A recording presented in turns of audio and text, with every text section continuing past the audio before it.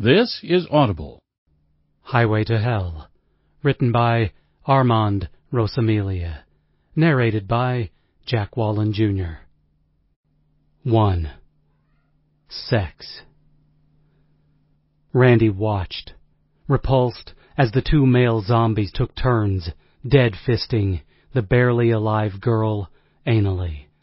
He'd finished throwing up his lunch of cold chicken soup and dirty rainwater, and knew that if he moved from his hiding place, he'd be spotted. As cruel and inhumane as the scene before him was, he didn't want the same fate as the girl. He tried to focus on her face, but it was a mask of pain and fear. Her features contorted as her body fought against her attackers. Randy imagined what she'd looked like 6 months ago, before the dead had returned to rape the living. He judged her to be in her early 20s, around his age. He wondered if she was from around here, wherever here was, or if she'd followed the migratory path of the living from the northeast until the dead had converged and herded them. One of the zombies, a tall man with decaying strips of skin hanging from his naked body and sporting a dirty beard, grunted as the woman screamed. His putrid hand came out of her, covered in crimson blood. The zombie switched places with his partner, his milky white eyes and loose teeth adding to the horrendous appearance. Randy thought that this one had fallen into a lake or river at some point. His clothing shreds were covered in mud and gore. 2 bullets remained in the pistol tucked into his waistband. At this range, he was crouched behind a dumpster in an alley just off a main road somewhere in America. He might be able to shoot both of them in the head and kill them. He touched the gun, but didn't draw it. Wasn't it too late for her anyway? He wondered. Already the other zombie was working her over, pulling out strips of her innards and coating the pavement with her blood. There was no way she could survive that. Her screams had died down to sobs, as if she'd given up to her fate and was trying to relax and enjoy her last few seconds of life. A horrible thought occurred to Randy a split second before the 2 zombies stopped their work and watched her die. In a minute, there would be 3 zombies in this alley with him, and if they began to search for the living, they'd find him. In Allentown, Pennsylvania 3 weeks back, he'd stumbled upon 4 female zombies, busy taking bites out of a man's pubic area. One dangled his penis in her jaws, while another slurped from his exploded testicles. The other 2 were squatting nearby, waiting their turn to feast on this man's lower abdominal area. Luckily, they were so engrossed in their feast that they'd failed to spot him, or smell him, or however it was they found the living. Scenes like that had played out across the world. It wasn't enough that the dead were marching through towns and cities on a killing spree. It wasn't enough that every living person killed joined the ranks of the dead. The most disturbing was that they joined the ranks of the dead after having their genitalia eviscerated. Randy wanted to save a bullet just in case he was cornered. He wanted to die with a shot to the brain, instead of having his balls chewed off and his ass reamed by a zombie. Was that too much to ask for? His legs were starting to cramp. Randy had been squatting in the same position for what seemed like hours, bouncing slowly back and forth on the balls of his feet. Pins and needles were working their way up his legs. Sitting would make it harder to get up and run if need be, and he was afraid that the noise of him sitting down in trash or hitting the pavement would spell his doom. The 3 zombies rose slowly. They turned in different directions, seeming to sniff the air for him. Randy held his breath. Realistically, if they found him, he would never be able to escape the 3 of them. Even as slow as zombies moved, the alley was too narrow, and he would be in reach of at least two of them at all times. He'd be next. A car screeched tires at the end of the alley. Immediately the zombies began shuffling in that direction. Randy still held his breath, watching them go and estimating that it would be another 20 minutes of excruciating pain on his legs and feet before they cleared the entrance. That was better than being fuck-killed, so he didn't complain. As he watched them shambling along, with the female in the middle, he wondered idly if she was still in there somewhere, pissed off that her killers were now her partners. A cursory glance at her ruined anal cavity would piss a normal person off. Of course, she was no longer normal, and Randy didn't want to know what horrors she would inflict on the living she now encountered. 2. The intestines were strewn across the BMW, emanating from the passenger side. Knowing beyond a shadow of a doubt, but still curious, Randy took a peek as he strode by and cursed himself for doing it. The woman had been brutalized, her lower half chewed to a sludgy pile of goo. Her breasts had been chewed and regurgitated. Randy gagged and dry-heaved, since he hadn't eaten in 2 days. His pants were starting to slip from his hips. His belt was on its last notch, and he'd need to find something sharp to poke another hole or two into it. "Hello." The voice came from somewhere nearby, and Randy turned in a full circle, staring at the abandoned cars on the dead highway. A pileup had occurred months ago, guessing by the blackened cars and charred remains poking from cracked windshields. Behind him, the city of Baltimore was sending acrid smoke into the sky. "Who's there?" he asked lamely. "Over here." "Motherfucker, where are you?" The laugh came from behind him, and he wheeled, preparing to fight off the first talking zombie that he'd encountered. Instead, a female stood before him.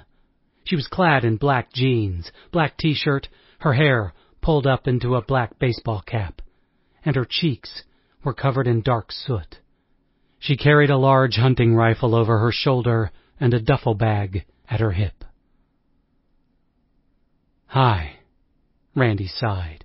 She was definitely alive, the first person alive he'd seen in forever. "Hungry?" she asked. "What do you think?" Randy immediately apologized for being rude. She tossed him a Snickers bar and smiled as he tore into it. "There's more food where that came from." It was delicious, but it only whetted his appetite. "Where?" "Follow me," she said, and started to walk away from him. "Wait! Where are we going?" "Does it matter? I have food and shelter."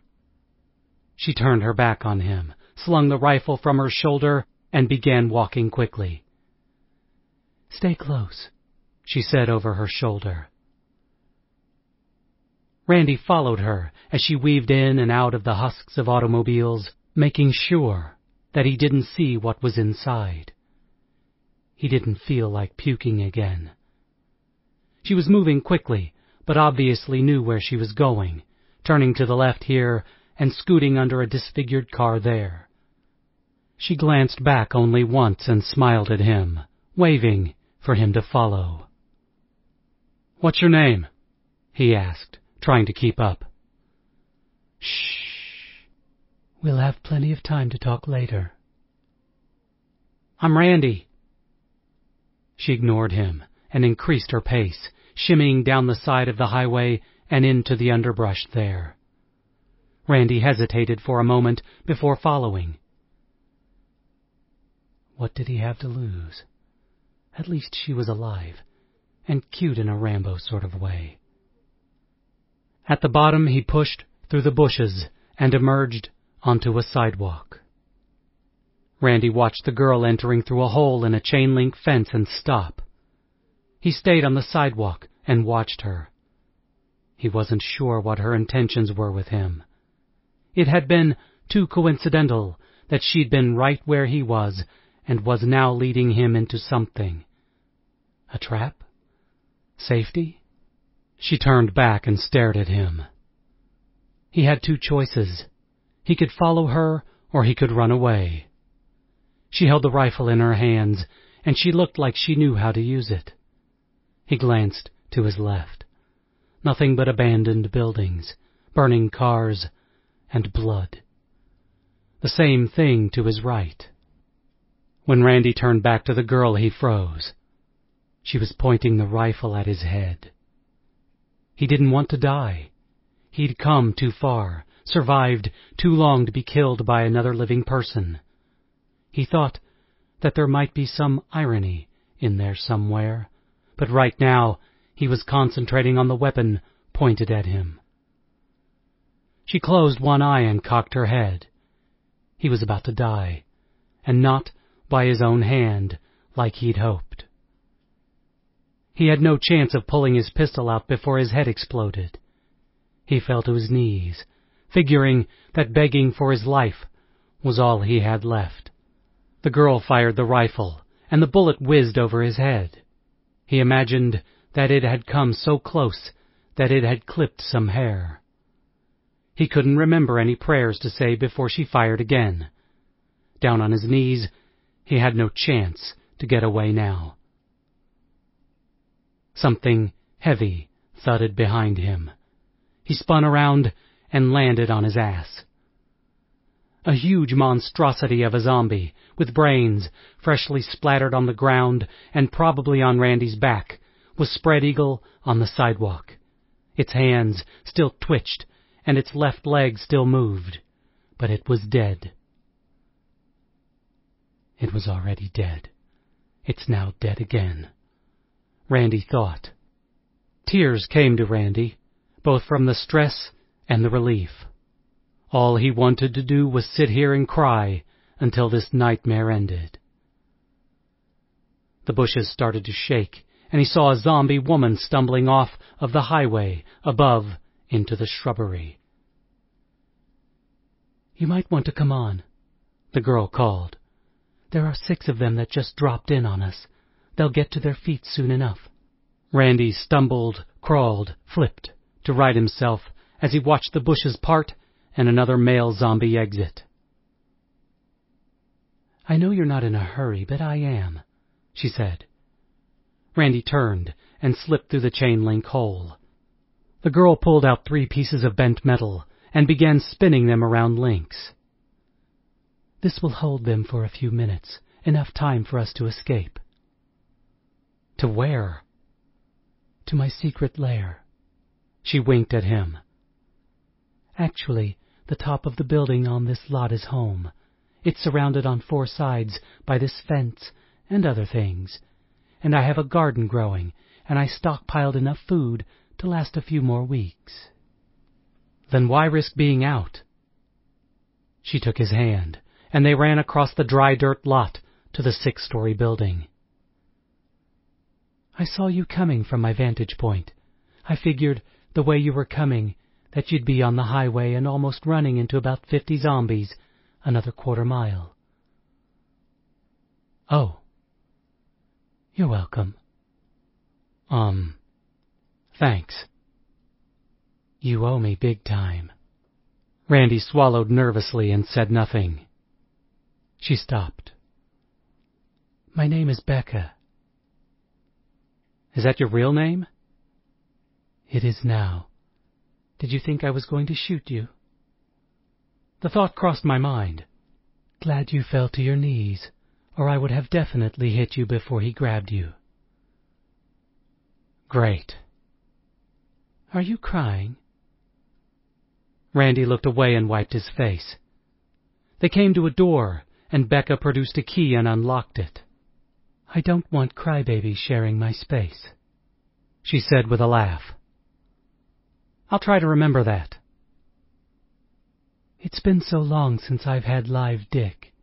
You can cry after I finish fucking you. 3. Interesting place you have here, Becca. Thanks. It's 1 part shit was here when I got here, and 2 parts shit I found.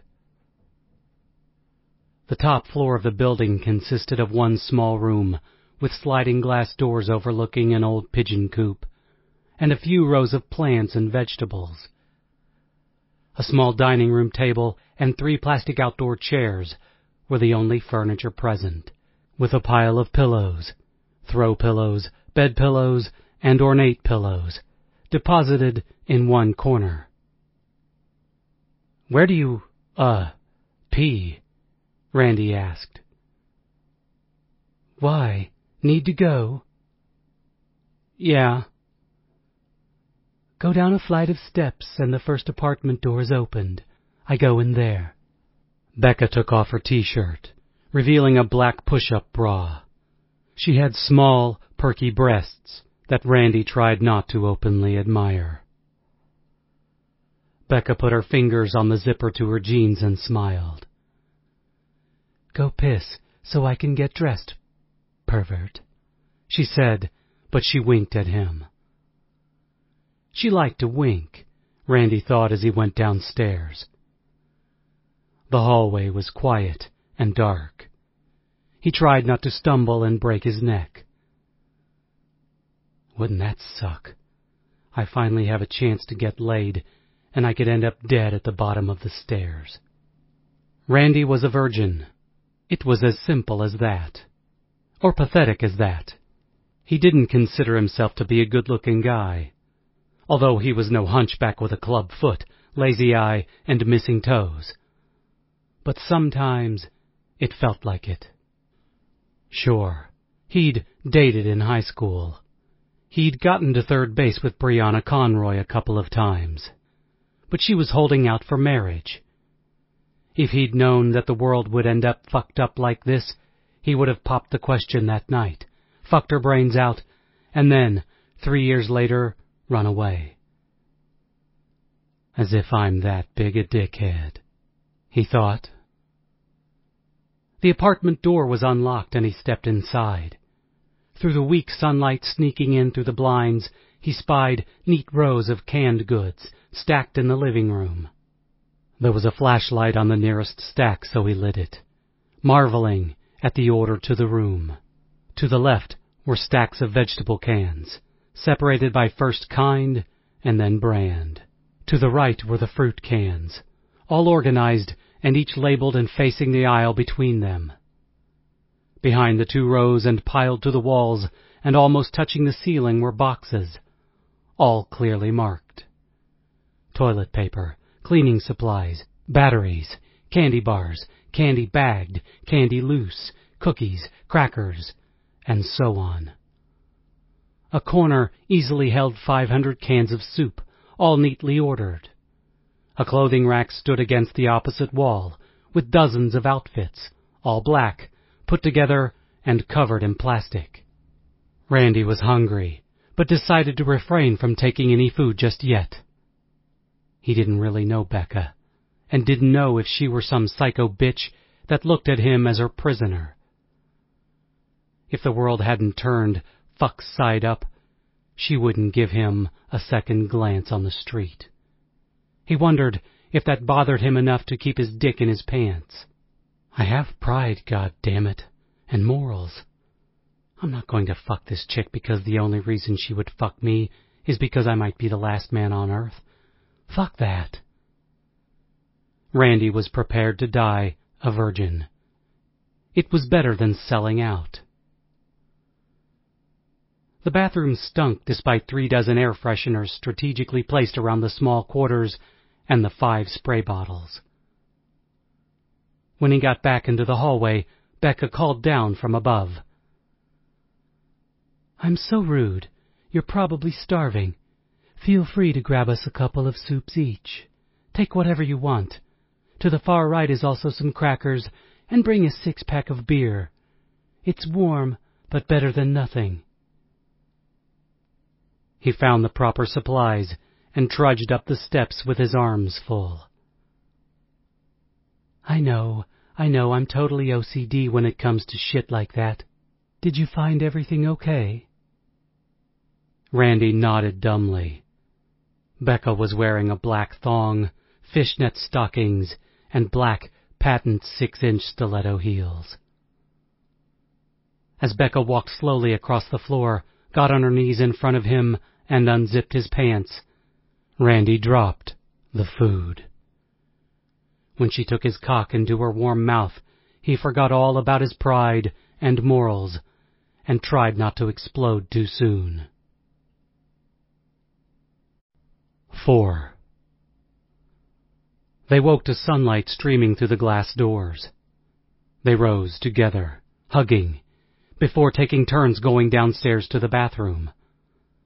Becca bought up a can of coffee, creamer, and a bag of sugar with her, as well as some maple syrup and a box of instant pancakes. She cooked their breakfast on the patio, overlooking the garden on the propane grill with a skillet. She added some fresh strawberries while Randy made the coffee by boiling 2 mugs of water and pulling them from the grill with a towel.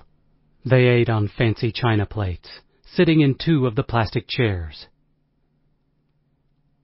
It's so beautiful this morning, Becca said between mouthfuls. I hope it stays just like this.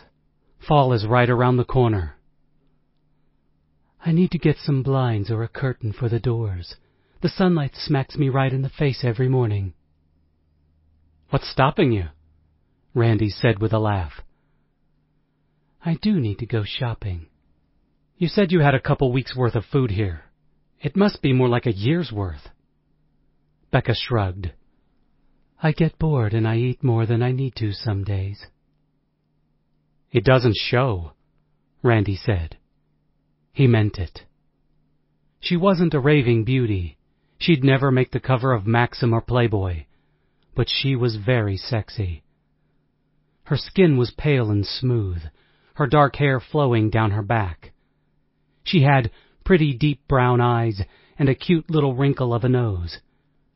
She must have known last night was his first time, because she went from the initial crazy sex fuck me hard boy to a gentle hand that guided him along and into her body. He didn't last long the first time, but the second was a bit longer. Then the nap. Then the third time was even longer. Then exhaustion set in. Did you, continue after I was asleep? He asked uneasily. Becca snorted pancakes back onto her plate. Of course. I haven't had sex in way too long. Glad to be of service. More coffee? Sure. She held up her cup. What do you want to do today? Randy shrugged. I'd like to catch an Orioles game while I'm in town. In town? You mean you're not staying? He feigned a shocked look. I thought I was a one-night stand. Have sex, have coffee, and get out. Becca leaned over and kissed him. I hope you like me enough to stay. Randy pretended to think about it for a minute, tapping his finger on his brow and staring up at the sky. I'm still thinking. She punched him playfully. I wish we could watch a movie, something romantic. Electricity would be nice. I wonder how we can get some. A generator might do the trick. Becca sipped her coffee and grimaced. A proper coffee maker would be the first order of business. I agree. This is awful. But beggars can't be choosers. Randy finished his in a last gulp. Is there a hardware store around here? I don't know. I'm not too familiar with the area. I know within sight of my binoculars there doesn't seem to be. Becca pulled the binoculars from their case near the wall and handed them to Randy. Be my guest. You might have better luck than me. He went to the edge of the patio, trying to keep from trampling the tomatoes. I assumed you were from around here, Nope. She came up behind him and put her arms around his neck. I was born in Austria. Randy smirked. Somehow I think you're playing with me. Becca licked his ear. I can be from anywhere I want to be from. What does it matter? I can have any name I want, since most of them are available. Randy turned and faced her. My name is Randy Jackson Connor. I was born in Long Island, New York, almost 22 years ago. My dad was 10 years older than my mom. We moved to Sandusky, Ohio, when I was 7 to be closer to my dad's family, and because he got a new job. He died when I was 17 of cancer. My mom worked in the library around the corner from my house. Becca took all of the information in silently. Randy Jackson? Like the dude from American Idol? Randy laughed and shook his head. 20+ years ago. Who even knew that dog? No, I was actually named for the lead singer-guitarist from Zebra. Becca shrugged her shoulders. Zebra, the great rock band from Long Island. Despite his age, Randy was a huge fan of classic rock bands. Doesn't ring a bell. Randy started singing Tell Me What You Want, but Becca was nonplussed. Undeterred, he broke into a medley of Zebra songs, trying vainly to hit the high notes. Never heard of those songs. How old are you? I can be any age I want to be, remember? Randy waved her off with mock disgust and put the binoculars to his eyes. To the northwest was smoke from Baltimore, obscuring the view. Below them, on the abandoned highway, nothing stirred. He stepped to his right and looked due east. Ah, he managed after a few minutes. There's a Home Depot about 6 blocks from here. I didn't see it. You can just make out the orange sign if you look close enough. Randy smiled. We'll be watching a zombie movie by nightfall. I was hoping for more romance, maybe a Jennifer Aniston flick. I wonder what she looks like as a zombie. Who? Becca began cleaning up the remains of breakfast. Jennifer Aniston. She's probably still hot as a zombie. She probably is, Becca grinned. I'd let her eat me out. Seriously? You, go both ways? Sure, why not? There's nothing better than the female body. I'm not going to argue with that. Randy pitched in, figuring he would need to help out around here as well. It was her place after all. The alternative was back outside in reality. You'd have to knock her teeth out first. True. That's what the Hellfire Club does. Who? Becca looked sick. Nothing. Randy put the coffee mugs on the table inside. Something. Forget I even mentioned it. You know I can't. What are you talking about? Becca sat down at the table. I ran into these people a few weeks back, and they had formed this club. They were partying in Baltimore somewhere. They're probably all dead by now. Partying? With this shit going on? Yeah, that was kind of the point. With the world like it is, there were no more rules, no God or government to enforce them, and no more good or evil. They did whatever the fuck they wanted. Like... Becca shook her head. I don't want to have this conversation anymore. Were you? Randy didn't know how to proceed. No. Becca licked her lips. But I knew someone who was. Recently? Don't get all jealous boyfriend on me. We just met. Fuck. I thought you'd be different. I want to know everything about you. Is that so terrible? It is if you want to dwell on the terrible. I told you my whole life in a paragraph or less. All you've told me is your fake name and your fake place of origin. Leave it alone. Becca went back out to the patio and stood looking at the plumes of gray smoke. 5. How do we get this home? Becca whispered in Randy's ear. They'd successfully skipped past dozens of zombies roaming the street and climbed over the garden area fence of Home Depot and wedged the doors open. Now they stood beside 4 generators, the last in the store, and wondered how to get them the long 8 blocks home. Despite what was going on just outside, the store was undamaged.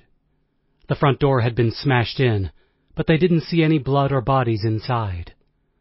With the lights out in the warehouse store, it was gloomy, with pockets of shadows everywhere.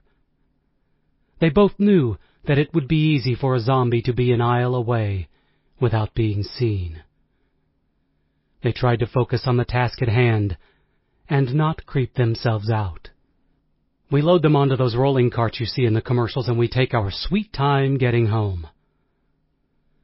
They'd left a few minutes after their tiff this morning, going as light as they dared so they would be able to run away if necessary. It will take us all day. And by tonight we'll be watching Shaun of the Dead. I said no zombie movies. It's a comedy. Can't we compromise? Becca ignored him and went in search of the cart. We could really use half of this store. She paused near the power tool section. We need a good chainsaw to kill them with. Who are you, Bruce Campbell? We need to find more bullets. I only have 2 left. I only have 6. If a mob of them attacks, we are so fucked it's not funny. Then the goal is not to be attacked.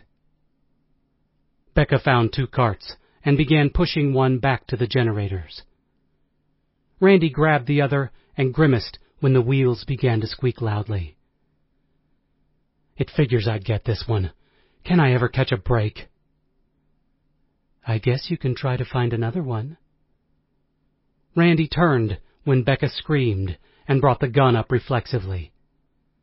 The zombie was covered in a brownish liquid from head to toe. The left side of its face was gone, ripped apart and dripping to the crushed collarbone. Randy had no idea whether or not it had been male or female when it was living, and it didn't really matter at this moment in time. Becca was on the ground, with her legs held up before her, kicking at the zombie. Her left arm was bleeding profusely. "Help! Shoot this bitch!" she cried. He moved closer to get a better angle as Becca fended it off with her feet, but the zombie was trying to maneuver around her legs and swiping at them with dirty hands. Randy realized that it was male since it began stroking its now exposed penis and pushing it against her foot before she pulled away in disgust. "Kick it away from you, it's too close," he cried in frustration. He finally stepped right up to the zombie, ignoring the fear in his mind and the puke welling up his throat, and put the pistol to its head. 1 bullet left, he muttered as the zombie's head exploded and the body dropped to the ground. He tried not to cry and to be a man in front of Becca. They took turns puking in an adjacent aisle before resuming the reason that they were here. "You need to kill the next one," Randy said as they lifted the first generator onto the flat cart. "Deal?" Becca patted the rifle. "Deal." She helped him with the second generator. "Should we get a tarp or something?" "Good idea. We can pile as much shit as we can on top of these 2, and then put a tarp and some bungee cords to keep it in place." "Do we need gas for these?" she asked. Randy closed his eyes and winced. "Yeah, I guess we do. We only passed one intact gas station, but the pumps don't work. Shit. There has to be a car around here somewhere. We can siphon out some gas from it, right? Right. Randy kissed her cheek. We need to get a hose as well. And a shitload of batteries and some flashlights. Does this place have blinds and curtains? I'm sure it does. Let's go find some dark curtains. No sense in alerting every zombie within 10 miles that someone has power. They walked, taking turns pulling the cart with them and adding items to the top. Hammers, a box of nails, several feet of chain, candy bars from the checkout area, a machete, and 6 flashlights.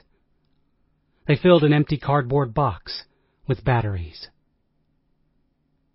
The break room was still in great shape, and they took the coffee pot with glee. Randy punched in the soda machine, and they loaded another box with Cokes and Diet Cokes. The Home Depot did carry curtains, but no bullets, and Becca selected 3 of the darkest that she could find and added them to the growing pile. I wish we could take a washing machine or dryer, Randy said. He sniffed his armpit. I can't remember the last bath I had. You do stink. Really, I do? Have you gotten a whiff of you lately? Nice to know I stink. No pussy for you now. Randy backtracked. I was kidding. You smell like flowers down there. I've been wearing the same thong for 3 days. Randy laughed. So have I. Gross. Becca added a heavy-duty curtain rod set. The only thing I didn't get was laundry detergent when I went out originally. The Walmart was torched the same day.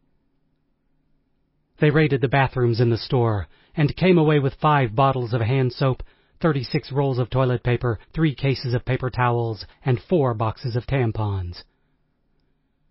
Much needed in a couple of days, trust me, Becca said, and shook a box for emphasis. Randy found tarp and bungee cords and carefully wrapped the cart, which stood almost 5 foot tall. At the last minute, they added another machete and 2 pairs of hedge clippers to the top of the tarp, within easy reach. Ready? He asked. Are you? Sure, he lied. I'm scared. Me too. Randy grabbed the handle of the cart. Let's roll. Get it? Roll? Lame. Becca led the way out of the shattered front door, rifle pointing before her. 6. They squatted behind the full cart and held their breaths. Randy held the machete and Becca had her rifle, but they didn't dare make a move. They'd had no problems for the first 4 blocks of their journey, sticking to the sidewalks when possible and taking turns pulling the cart and keeping an eye out in front. The 5th block had been so bad. Randy had been pulling when he came to an intersection and peeked around the corner. Thankfully, he had the machete in his hand because the zombie before him was within inches of his face when he looked. The acrid stench almost made Randy pass out. He swung wildly and connected with the creature's arm, severing it at the shoulder. It took a step forward and grasped Randy's shirt with its uninjured hand. Becca stepped around Randy and smashed it in the face with the rifle butt. It fell back, and Randy began chopping it to pieces with his weapon. Hit it in the head! Sever the head! Becca shouted. Fuck! Randy looked up to see at least a dozen of its friends coming toward them from the other end of the street. He focused on the immediate danger and plunged the machete into the neck of the zombie 3 times until it stopped struggling to rise. We need to move now, Becca said, and grabbed control of the cart.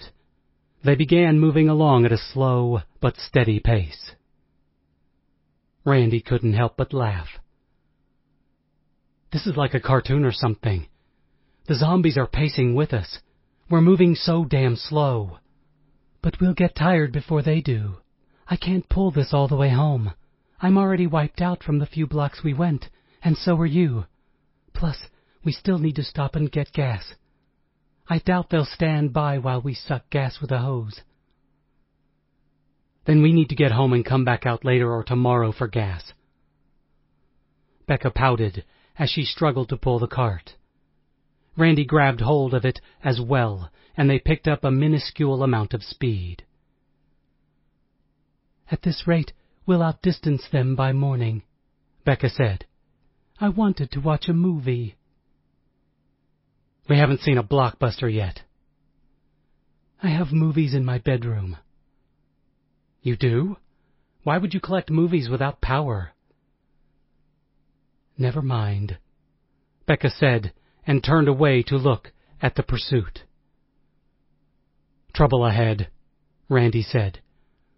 We're truly fucked. Another ragtag group of zombies were heading directly for them from the next block.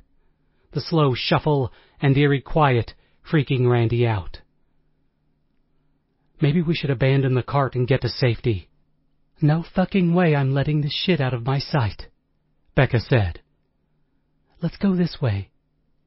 She started turning the cart to the left and crossing the street. That could be a dead end. It's not. How do you know? Just help me pull it. I hope you know what you're doing. Becca looked furious. I know what the fuck I'm doing. Be a fucking man and help me with this heavy shit. God damn. Sorry. Randy was stunned, not only at the words, but at the venom spewing from her. He wanted to hold her, kiss her sweet face, and tell her that he loved her. He knew right then and there that he did. Instead, he gripped the handle and put all of his strength behind pulling the cart, bouncing over the sidewalk and crossing the street. Both groups were equidistant and slowly closing on them. They got the cart into the alley with Becca up front and Randy pushing with all of his might behind. He was amazed that the tarp and bungee cords hadn't slipped off with all of the shaking going on, and he was thankful for that. Randy couldn't see around the cart, but he could feel Becca pulling it. If there is anything in front of her, we're screwed, he thought. But was that the truth? She had the rifle, and she definitely knew how to use it. She also had more bullets than he did. Suddenly, Randy shouldered the cart, and they were back onto a street. His arms felt like they were loaded down with weights, and his calves were tight. His feet were swollen. He needed to rest. Becca came around and dropped down, pulling Randy with her. There are 2 of them just across the street. They didn't see us yet. I think we can wait here, get a break, and then they'll hopefully move on. Randy nodded, holding the machete loosely. He tried not to breathe too loud. He was out of shape, even at his young age. He did notice, with some satisfaction, that Becca looked just as winded. Then he felt stupid for thinking that way. Neither of us will be able to survive for long. Great, he thought. All they could do was wait. Behind them, through the alley, nothing moved. They knew it wouldn't be long before the mob caught up with them, but the 2 on the street would draw even more attention. We're taking almost the same route back, yet there are dozens of these fucking things between us now. Does that make sense? Becca asked, and glanced over the cart again. Do dead people fucking you to death make sense? Point taken. They're moving up the street. Which way? Away from us. We need to move and do it quietly. No sense in having them alerted. They seem to have a way to get the attention of others. Exhausted and drained, they took another 30 minutes to slowly navigate the remainder of their journey, ducking one more time when 3 zombies shuffled past. Most of the day had been spent, and they still hadn't gotten gasoline for the generators. When they got up to the fence, Becca leaned against the hole. Fuck. We've been breached. 2. Drugs. 7. The chain-link fence had been unclamped, with the clamps missing. Becca knew she'd secured it before they left. A zombie didn't do this. How can you be sure? I'm going to go out on a limb here and guess that a zombie doesn't have the brains, pun intended, to undo them and keep them. Randy frowned. I was joking. You're getting a bit mean today. Becca ignored him and put the rifle before her. You need to pull this cart inside the fence and block the hole up while I cover us. It might be someone raiding our place right now. With the cart wedged against the fence and no zombies in the immediate area, they moved quickly across the yard and got to the front door of the building. It stood open. Fuck. Becca closed her eyes as she leaned against the wall. We could wait here for them to come out, Randy said. He wasn't too keen on getting into a fistfight inside the building, especially with only a machete.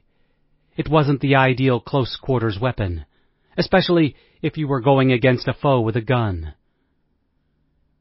The windows on this floor and the back door are blocked up. That's our only way out.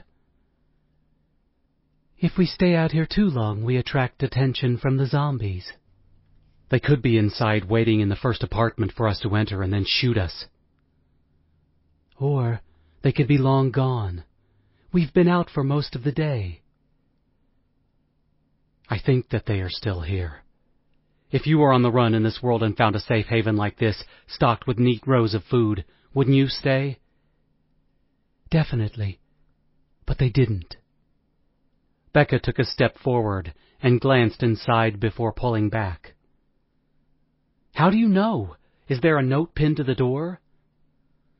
Becca smiled. If they had planned on staying, they would have secured the perimeter as soon as they found all of the stuff. But they could have just gotten here, and even now they are realizing what a great place this is, and they'll be heading back downstairs to lock up.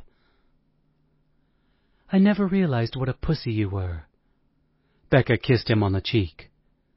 Let's move. Rifle leading the way, Becca entered the dark foyer. The 4 apartments on the bottom floor were quiet, with none of the doors open. She pointed up and began climbing the stairs slowly. Every loose board squeaked and moaned.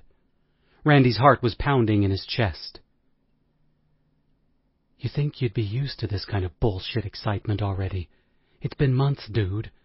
You are a pussy. He held the machete in his sweaty hands and followed his protector. On the second landing, Becca stopped. Shit. What is it? Randy whispered. Stay here. Becca walked slowly to an open apartment door and leveled the rifle inside. She glanced back at Randy. Stay here, she repeated. That makes no sense. If they're in there... The look from Becca stopped him in his tracks. Argument over. Should I go up? He finally whispered, but she had already entered the room. Feeling silly for not acting like a man, he took some practice swings with the machete, imagining cutting up a tall, formerly good-looking and built zombie while Becca cooed. He could count the number of hours they'd known one another, but already he felt like they'd been together for a long time. He didn't know if he believed in the soulmate cliché, but he felt such a deep connection with her. And she popped your cherry. He twirled the machete in his hands like a baton. He liked Becca, and he felt safe. Relatively safe, of course, with her. He'd just need to man up and be stronger for her, be the dominant male that he wasn't, and make her respect him. It was obvious that that was what she was looking for in a man. Fuck this. he said, and decided to take charge of the situation. If she told him to go back out into the hallway, he would be a man and tell her that he was now in charge, and she needed to go out. The first thing he noticed when he entered the living room was the picture of Becca with a woman on the television. A collage of pictures of a much younger Becca adorned the far wall. He found her, curled up in a bedroom, holding a book and crying. "This is your apartment?" he finally asked, when she just stared at him through bloodshot eyes. "It was.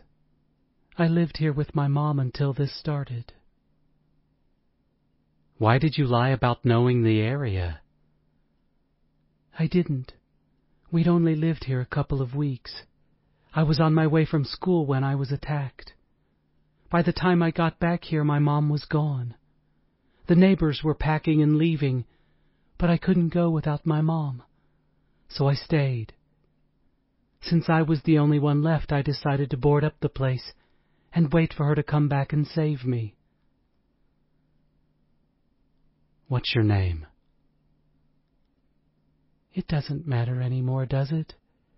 Reality is what you want it to be." "Reality is being honest and clinging on to your humanity. I spilled my guts about who I was and where I came from, but you haven't." "And I won't. None of that matters anymore. Does it matter that the day this went down I got a D on my report about global warming? Not even close." "Can I ask you how old you are?" Becca grinned. "Don't worry, I'm legal. I turned 18 last month. Afraid the zombie police will come and arrest you for fucking a minor?" 15 get you 20. "Not anymore. You can do all kinds of bad shit and not have to worry about it." Again, my idea of clinging to humanity would negate that. "I suppose." "I told you to wait outside in the hallway. Finally grew a pair." That was mean. Randy felt his face get hot. What a stupid-ass thing to say to her, like a whiny bitch. He decided to fight fire with fire. "I see your boyfriend-girlfriend skills haven't been honed too sharply. I wonder if you were a virgin before I got here." The slap was quick and hard, Becca coming off the bed in a flurry and striking him. He fell back onto the floor, banging his head on the dresser behind him. "Go fuck yourself, you pussy." She held up the book, a collection of poems by Edgar Allan Poe. "Crow loves me." Crow? Randy stood and tried to act like the slap had no effect on him. Doesn't anyone use their real names anymore? From now on, call me Dante. He knew he was being sarcastic, but he didn't care. Or better yet, call me Azrael or Demon or Killer Clown from outer space. "Fuck you." Becca fell back on the bed and held the book to her chest. "Crow was here again." Randy didn't know what to say. Who the hell was Crow? Why had he been here? Was he still here? Becca stood up and brushed the tears from her cheeks. She still clutched the book. "If I know him, he's upstairs waiting for me." "Is he an old boyfriend?" "Something like that. He helped me secure this building. The top floor was his, but we'd never spoken before all of this shit." "I thought you said you were the only one left in the building." "I was. Crow came back to gather his belongings. When he found me here, I was a mess, screaming and crying, and within hours of jumping off of the roof." She smiled faintly. "He got me under control and helped me. Then he left." "Why didn't you go with him?" "I couldn't. I had to stay and wait for my mom to come home." "Leave her a note, a forwarding address." Randy knew beyond a shadow of a doubt that Becca's mom was out there, mindless and chewing on someone right now. He supposed that Becca knew it as well. Why did he leave you here? I don't know. Let's go ask him. He's probably sitting upstairs with a glass of Bordeaux and his feet up on the table. 8. Crow was there, feet on the table and a glass in hand. He stood when Becca entered the room and lifted the wine bottle from the table. Can I interest you in a glass of 1787 Chateau Lafite, once owned by Thomas Jefferson? It's exquisite. It's over 100 years old. It's a bottle of vinegar now, Randy said. Crow stared blankly at Randy. Becca looked awkward at the exchange. Crow, I'd like you to meet Randy. Crow turned and faced her.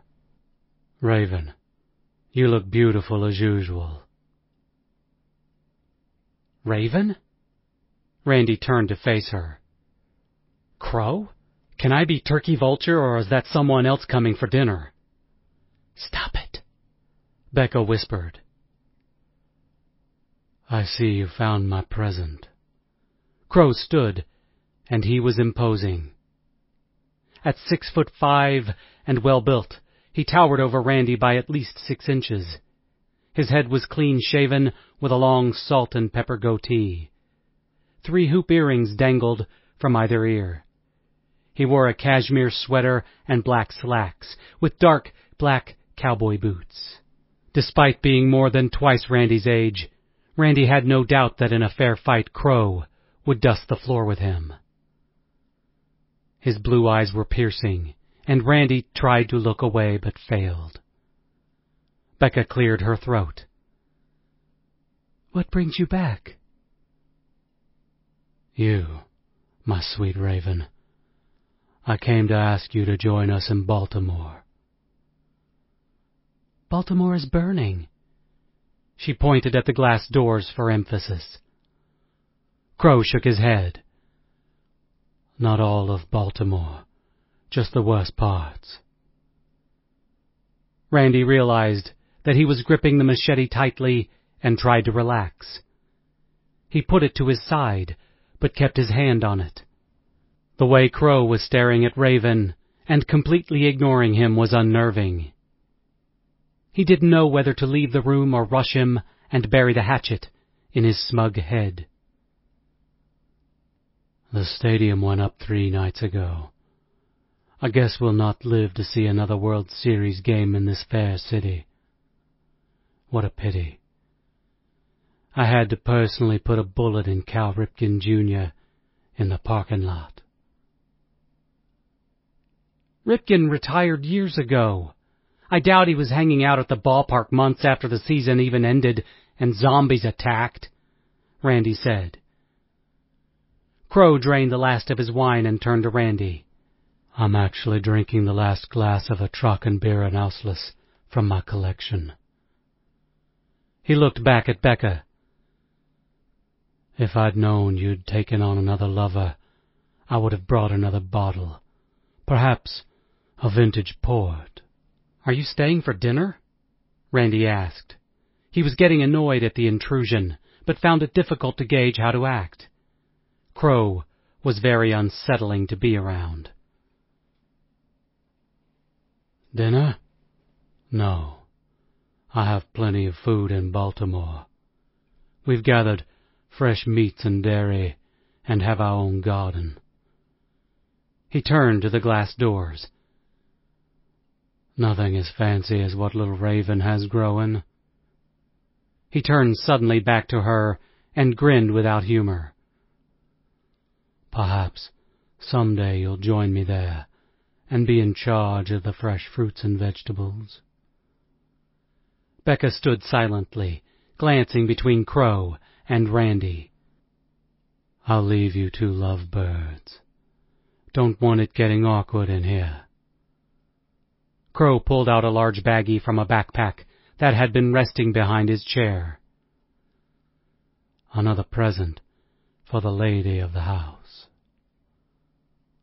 The baggie was overflowing with pills, reds and greens and whites and blues, all mixed together. I trust you know which is which at this point. When he held it out to Becca and she didn't take it, he grinned again. Randy thought he looked like a crocodile about to pounce on a duck. Love, Crow said, and placed the pills on the table. He swept past them, ignoring Randy, and rushed down the stairs. 9. Both generators running at once took up too much gasoline, so they started using one at a time unless they were doing something important, like laundry. The curtains had hidden them from prying eyes, dead or otherwise, but the noise drew an unwanted crowd. Dozens of them gathered around the fence, spread out with arms outstretched between the links. We'll have to reinforce the fence. A crowd of zombies will be able to knock a section down with their sheer weight, Randy had said. We need to figure out a way to get large sections of fencing back here, either wood or more chain link. What do you think? Becca didn't reply. Since Crow had come and gone, she'd been melancholy, tending to her garden, doing menial chores, or reading her new book. They'd had sex once in the last 2 weeks, quick and animalistic from behind. After, Becca had simply balled up in the corner and gone to sleep. Randy had felt dirty after, sitting outside on the patio and watching the fires in the distance. That was the night that he realized Becca had been fishing in the bag of pills every few hours. What are you doing? He'd asked, confronting her by taking the pills from her grasp. Are you trying to kill yourself? Becca had laughed at him, snarling and her nostrils flaring. Kill myself? I'm already dead, motherfucker, and you're already dead. You're just too stupid to know it yet. She'd snatched the bag from him. You're not my father. Luckily, the summer was still holding on, so Randy pulled a blanket and an oversized pillow to the patio and slept out under the stars on a chair. With his eyes closed, he'd imagined that life was normal, back to being simple, with his mom in the kitchen cooking up her savory meatloaf while he lounged on the couch with a beer and watched mindless television. Randy missed his mother, the last time he'd seen her. Becca came outside around midnight and gave him a beer as a peace offering. She sat at his feet and chugged her beer and faintly smiled at him. He remembered feeling dizzy at first, then surreal. Colors and shapes collided before his eyes. He rose from his chair and floated over the trees and buildings, soaring like a bird. His arms grew feathers and then sprayed a rainbow to either side, extending to the horizon. Don't you feel better now? Becca asked. He was back in the chair, and he heard laughter. It was his voice. He hadn't laughed like this in months. She took him into her mouth like the first time, this time fast and furious. It hurt, but it was so good. And when he climaxed in her mouth, he thought his soul was being swallowed down her throat, drop by drop. Ah, he moaned. He wasn't stopping, and neither was she. As she picked up the pace again, he felt himself release, and her choking on the amount. He smiled and laughed again. It wouldn't stop, and suddenly he grew frantic, trying to get her to let go of his cock. Her mouth refused, clamping down tightly with her lips like a vacuum. He pushed her shoulders, lightly at first, but when she drew him in harder, he pushed the top of her head away. Her mouth was like a vice, and he knew that his soul was being taken from him, one pearly drop at a time. His mind screamed even as his body betrayed him, coming again and again as he struggled. Sunlight falling on his face brought him up into a sitting position. His head was pounding, and 5 empty beer bottles were on the ground around him, where he had obviously slept outside. He looked back and saw that Becca was still asleep, wrapped up inside her blankets and cradling a pillow. He felt wrong. No, I feel wronged, he thought. After slipping downstairs to an apartment and running a cold shower, the water still worked in the building, but before the generator it had only been cold. He grabbed a bag of beef jerky, gathered some tools and his trusty machete, and left.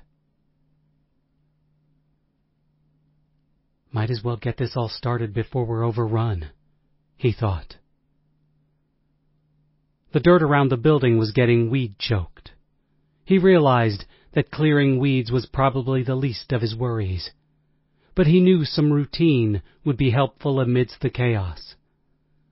Becca had her garden. Maybe he had a green thumb and didn't realize it. He imagined growing grass and bushes and a bed of roses around the building.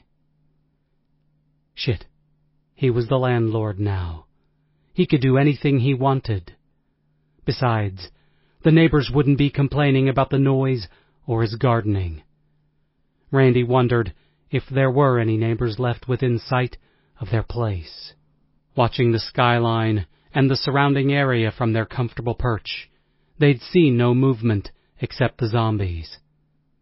The screams had died off, the shots and the car engines were long gone, and nothing moved on the highway that Becca had first spotted him. As far as he could see, the zombies were gone. He climbed the fence, looking around as he went. If he could figure out a way to move large amounts of items at once without attracting too large a crowd, it would solve so many problems.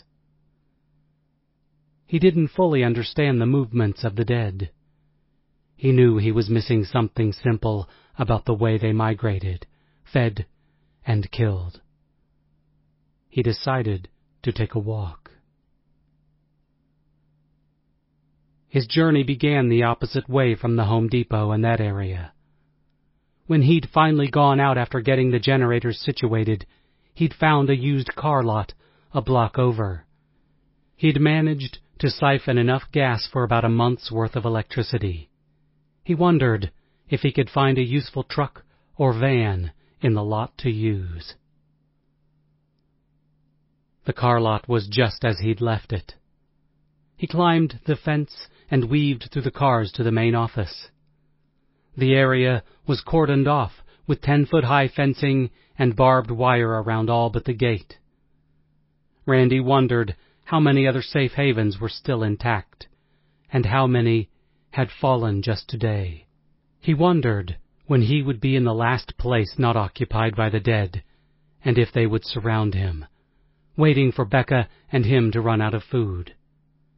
He imagined them, thousands of them, as far as the eye could see, pushing up against the barricades and slowly clambering up the side of the building to their hideaway. The door was closed, but unlocked. He slipped inside the small room, with 3 folding chairs propped up against the window facing the worn desk. Calendars and pictures, all depicting racing cars and beautiful women, adorned the greasy walls. The soda machine had been busted open and was empty. There were no other signs of destruction, which seemed odd. If zombies had gotten into the room, it would have been destroyed, and if looters had gotten in, the cash register would have been turned over and cracked open, the door to the bathroom kicked in, or the door leading to the work bays in ruins. A black box on the rear wall got his attention. He went to it and smiled when it was unlocked.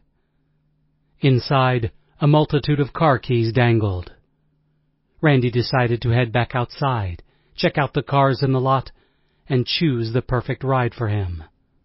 It was when he turned that he noticed the old man in dirty overalls staring at him. The shotgun was pointed directly at his genitals. "I'd have a seat if I were you, kid." 10. "Any chance you could put that gun away? I'm clearly not a zombie." The old man spit a brown wad onto the ground where it splashed. "I didn't think you were dead, but you might be soon enough, I reckon." He motioned with the shotgun for Randy to sit. Randy complied. He casually scanned the room for an escape route. There weren't many choices. He didn't want to attack the old man with his machete, supposing that he was in the wrong for trespassing. The old man had slipped into the room via the bay door while Randy was looking at the key box. He looked to be about 60, with loose white strands protruding from under his Orioles baseball cap. He was leaning against the wall, one foot propped up on the nearest chair. "What now?" Randy finally asked. If he was going to be killed, he wanted it to be over quickly. He'd been running on edge for too long, holding his breath at every sound, jumping at imaginary and quite real monsters at every step. His nerves were shot. He felt tears welling up in his eyes and fought them back down. He knew instinctively that if this old man saw him crying, he'd pull the trigger. "Now we make introductions." The old man spit again. "I'm Dirty Jim. I own this piece of property and this lot." "Nice to meet you," Randy said. He looked around, both for effect and so that he wasn't looking down the barrel of a shotgun anymore. "Nice place you have here." The old man laughed. Randy turned back to him and was relieved that the gun was now pointing away from him, but still in the old man's hands. His finger was still on the trigger. "You looking to buy a used car?" the old man asked. Randy didn't know if he was joking around or crazy or both. He decided to play along and see where it led him. "I've been looking. Something large. You never know when you're going to start a family, right?" Dirty Jim nodded. "Indeed, indeed. How much do you plan on putting down for the deposit?" "I was thinking of paying it all off in cash up front. Save some money and some hassles." Randy tried to remember where he saw that bank the other day on the way back from the Home Depot. Surely there was a few worthless grand sitting around. Dirty Jim patted the top of the shotgun as he lowered it again at Randy. "See, here's where we run into a little problem, you and I. Your green paper is just that, green paper, at this point."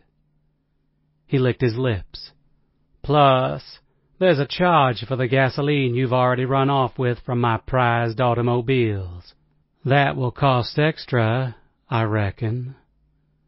We can't have potential customers sampling the stock like that, can we? I wouldn't be much of a businessman if that were the case. There has to be some type of fine for that, I would reckon. I'm willing to take suggestions." "What did you have in mind?" Randy asked. He was starting to dread this conversation and where it was heading. If he had to, he would make a blind run for it, but he was sure he wouldn't get too far through the maze of cars in the lot. Before he could raise the machete, he would be dead. "I'm thinking we make some arrangement, a verbal contract with a handshake agreement. I'm not much for wasting paper these days, and the courts aren't what they used to be. I offer you one of my fine automobiles, and you barter with something in return." I'd feel more confident that it would be fair if you weren't pointing that shotgun at my balls, to be honest. Honesty. I like that. Dirty Jim said and spat again. He wiped the brown juice with a filthy sleeve. I like that a lot. Tell you what I'm going to do. I'm going to put the shotgun down on my lap, and then we can continue. Sound reasonable? That machete needs to be put on the other side of the room as well. Fair enough. Randy complied. Dirty Jim sat down heavily in the chair, and Randy could see that he was perspiring, even though the office was actually pretty cool this early in the morning. He couldn't quite figure it out, but there was something wrong with the old man. Gout, Dirty Jim said and pointed at his leg. I need my meds and some whiskey. I see. Randy thought he smelled the faint trace of rot, but with so much prevalent these days, it was hard to tell. I'll give you the pick of the litter, so to speak. Any car on the lot and a full tank of gas to go with it. You also owe me a full tank of gas previously. I need meds and 3 bottles of whiskey.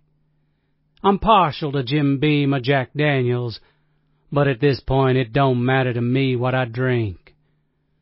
I just need to drink. I have no idea where I can get your meds. I'm sure the hospitals have been overrun at this point by the living looking for drugs. What drugs do you need? Dirty Jim fished a folded piece of paper from his pocket. This is everything I need to get better. I'm not expecting a miracle, mind you. Just as much of this list as you can find out there. Randy eyed the list. It looked daunting. Colchicine? I can't even pronounce half of these things. Randy wanted to scream in frustration. I have food, and I'm sure I can find some alcohol for you. How about we trade that way? Dirty Jim shook his head. I need what I need. That's my only offer. Supply and demand. And don't leave thinking you'll just wait me out either. 'Cause I can live with this shit for a very long time. Dirty Jim patted the shotgun. I can see anyone trying to enter the compound, and I'm a damn good shot with this bitch. Understood? Understood. Is there a time limit? Does time even have a meaning anymore? I can't tell you if it's Thursday or Monday, or what month it is anymore. I suppose you're right. Well, I guess I'll get started. The sooner I return, the sooner we can trade. Randy knew he had a huge task ahead of him. It might be easier to find another car out there, but he wasn't about to let Dirty Jim know that. I'd also like to give you some free advice, if I may. Sure, Randy said. Be quiet. Okay. Randy wanted to leave. He'd wasted enough time here and knew that it had been for nothing. I'll remember that. Dirty Jim laughed. They track you by sound. Haven't you figured that out yet? Loud noises, shit, any noise near them, and they move. I don't know how they do it, but they do it. Randy thought about it. Yeah, you're right. Of course I'm right. Did you hear that explosion this morning? Not really. Randy didn't want to get into how weird his night had been. I must have slept through it. There was another explosion to the west of Baltimore. I watched Dozens of them things slide past here this morning, following in the noise. It died down about an hour ago, but hopefully it drew enough of them from here. Hopefully. I'll make this trade, but the noise from the engine will attract them from blocks away. Keep that in mind. You can easily outpace a couple of them, but a mob of them are trouble. 11. Becca was awake, tending her garden, when Randy returned. He'd spotted a liquor store 2 blocks over, but it had been ransacked, the few bottles left broken on the floor. The streets were relatively quiet, and he thanked the big explosion Dirty Jim told him about for that. No cars were left without massive damage to them, most burnt husks or flat tires. "I picked up some more cans of food while I was out," Randy said. Becca ignored him. "Do we have any whiskey?" She stopped moving the tiny spade in her hand. "Downstairs we might have a bottle of Crown Royal or something like that." She turned to him. "Why?" Randy told her about the deal he'd made with Dirty Jim. She seemed disinterested and made no comment, finally going back to her garden. He wanted to confront her about last night, about her drugging him, but he didn't know how. His anger was justified, but he felt silly for bringing it up. "Did you slip something into my beer last night?" It sounded foolish. A part of him was also angry that last night hadn't changed the tension between them. It only heightened it. Back inside, and watching Becca to make sure she was still involved in her work, he searched casually for the bag of pills. He couldn't find it. "Can you turn a generator on? I'd like to cook something tonight," Becca called out. "Sure. What did you have in mind?" Once again, she ignored him.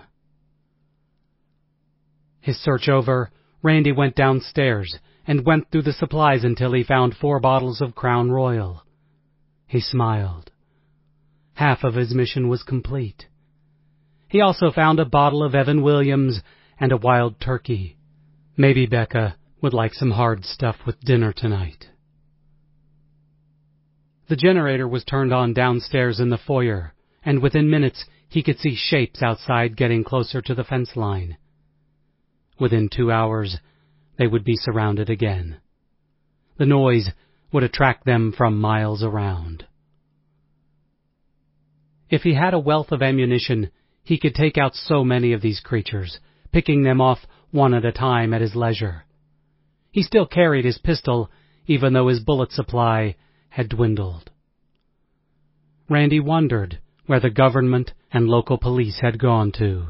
No helicopters or planes had flown overhead for so long, he forgot what they sounded like or looked like. The radios and televisions had gone down almost immediately. All communication had ceased, and most power grids had shut down. He imagined that somewhere out there was a safe haven, a place where Becca would be free to live with him. There had to be a city, maybe New York or Chicago or Los Angeles, where survivors had turned the tide on the zombies and were even now restoring an order from the chaos. They just needed to find out where. In the distance, he heard another explosion. Baltimore was not the answer. The scent of grilled vegetables greeted him when he got back upstairs. Becca was turning skewers of tomato, zucchini, and onion. Small chunks of meat rested on a plate nearby. "Where did you get that?" he asked. She didn't bother looking at him. "I picked the meat from a few soup cans. We can add it to the veggies and make kebabs. It will be something different. I'm getting sick of eating veggies from cans in the garden. Randy put his hands on her shoulders and she flinched. What's wrong? What have I done that is so horrible and so quickly? Nothing. It's not you. Ever since he showed up, you've been cold and distant. Becca gently pulled away from him and went back to her cooking. He has nothing to do with anything. Randy had the immediate reaction to choke her, and he was scared at this extreme reaction. He took a deep breath and moved around her, putting him between the grill and her body.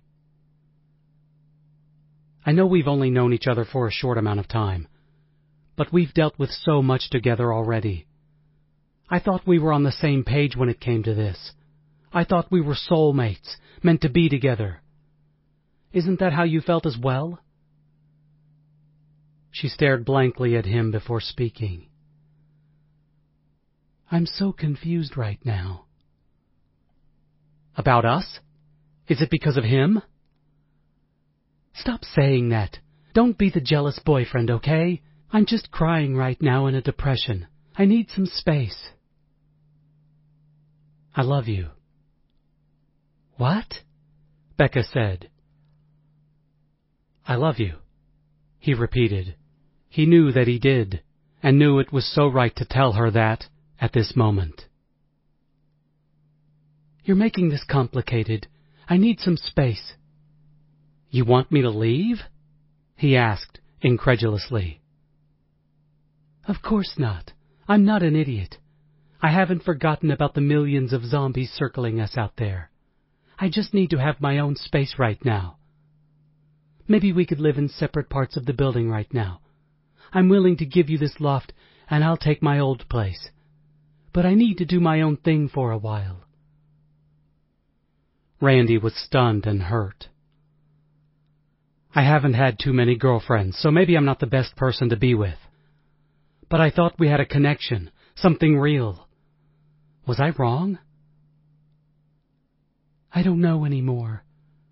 Maybe it was the initial passion. Maybe it was the situation. I don't believe that, Randy said. I don't know what I believe anymore. Did you drug me last night? Randy blurted. Becca started to cry. I thought if we shared that, we could be all right. I'm so sorry. Randy grabbed her and held her in his arms. I forgive you, but the pills have to stop. You've been taking so many of them. I know, but they make me feel better. I need more. I can't sit by and watch you kill yourself. I'm not. Becca wiped her eyes and smiled at him. They get me through the day, that's all. I'll be fine once we locate more, I promise. I actually need to find some drugs to make that trade. What trade? I told you about it before. Oh. I'm guessing there's a doctor's office or even a hospital nearby that I can get what we need, Randy said. We can get what we need. I'm coming with you. The food is burning. I don't care. I love you. Make love to me right now. 12. Baltimore Memorial Hospital was smoldering, but it hadn't collapsed, and it was still accessible in several areas. There were no zombies coming or going through the emergency room doors, so they pried them open and entered. Their flashlight beams penetrated the darkness before them. The waiting area was drenched in dried blood and body parts. Stay close, Randy whispered. I have no idea where we need to go. There has to be a directory. We need to find the pharmacy. Sounds like a plan. They kissed, a long and lingering tongue exploration. Since yesterday, they'd made love 3 times, Becca screaming in ecstasy. She wanted more and more, and it was well after midnight before they'd fallen asleep in one another's arms. The slow journey to the east side of Baltimore had taken most of the day, but they'd traveled light and brought food and water in backpacks. A few zombies had spotted them, but they were never close enough to be a threat, and they'd not had to waste time defending themselves. "It's creepy in here," Becca whispered. "It could be worse." "How?" That horrible elevator music could be playing. "Or zombie nurses could be walking around with syringes full of blood." Randy shook his head. "You're sick." "I'm not going to deny that. Let's hurry up." The pharmacy area, or what they assumed was the pharmacy area from the gore-drenched directory between the elevators, was located directly below them. They had to walk down a flight of broad stairs, stepping gingerly over 5 pieces of a gutted doctor. Randy slipped on his intestines that had dripped down the stairs like a slinky, but managed to keep from falling. "I won't now, but when we're home safe again, I'm going to make fun of that," Becca said. "I meant to do that." "It's like a video game," Becca said. They entered a hallway and their flashlights lit on more rotting bodies, blood-spattered walls, and an overwhelming stench of rot and death. "I don't remember video games smelling this bad," Randy said. Despite the grotesque conditions, they were making a huge effort to keep the mood as light and jovial as they could, and so far, it was working. Something crashed in the far room down the hall. They both stopped, Randy holding his breath and the machete. Becca crouched down and held the hunting rifle in front of her. "I hope that isn't the pharmacy," Randy whispered. "I guess we need to find out." Becca took the lead, and Randy felt like a wimp for letting her get ahead of him.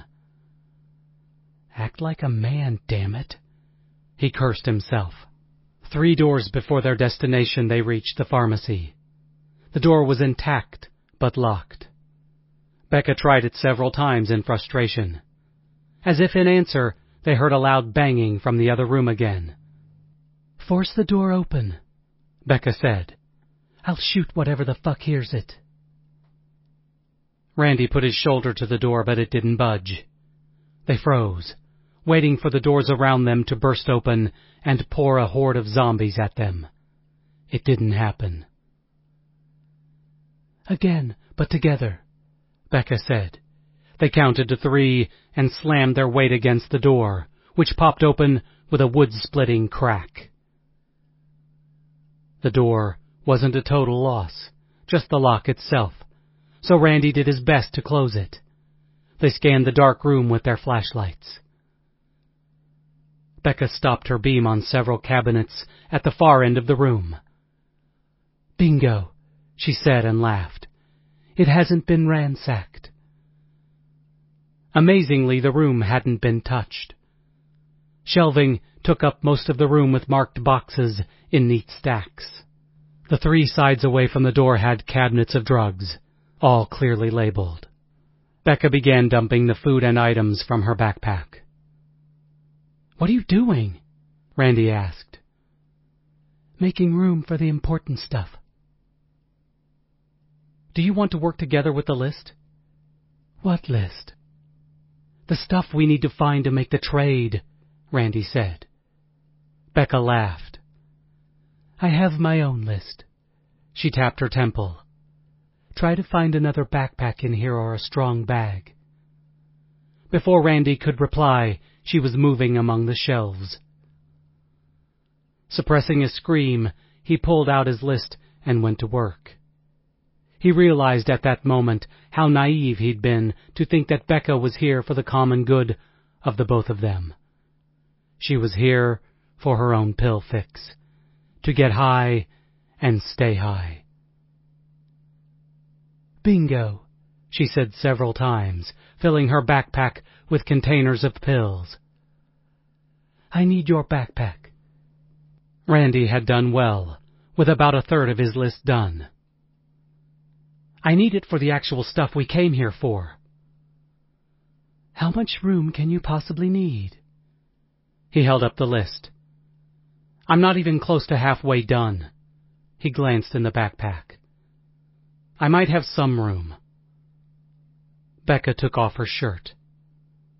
Pour your crap into this and tie it up. Are you serious?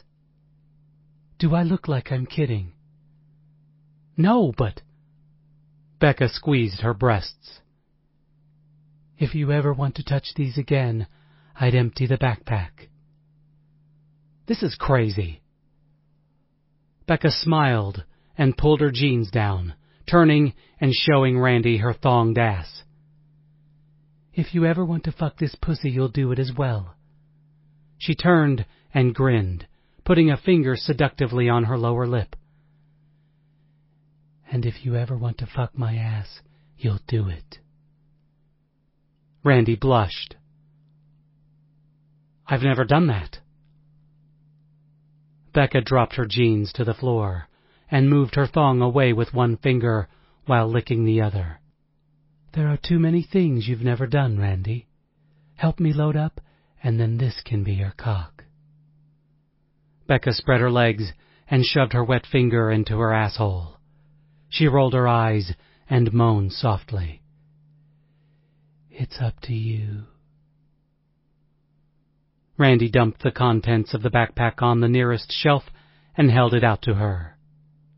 She pulled her jeans back up and grabbed the backpack in almost one motion.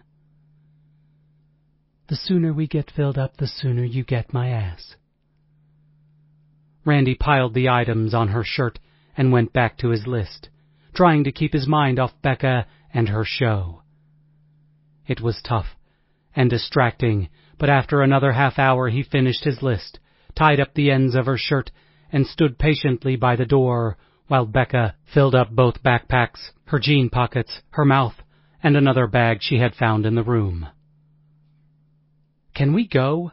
Randy asked. Go where? It's probably dark outside by now. We need to stay here for the night.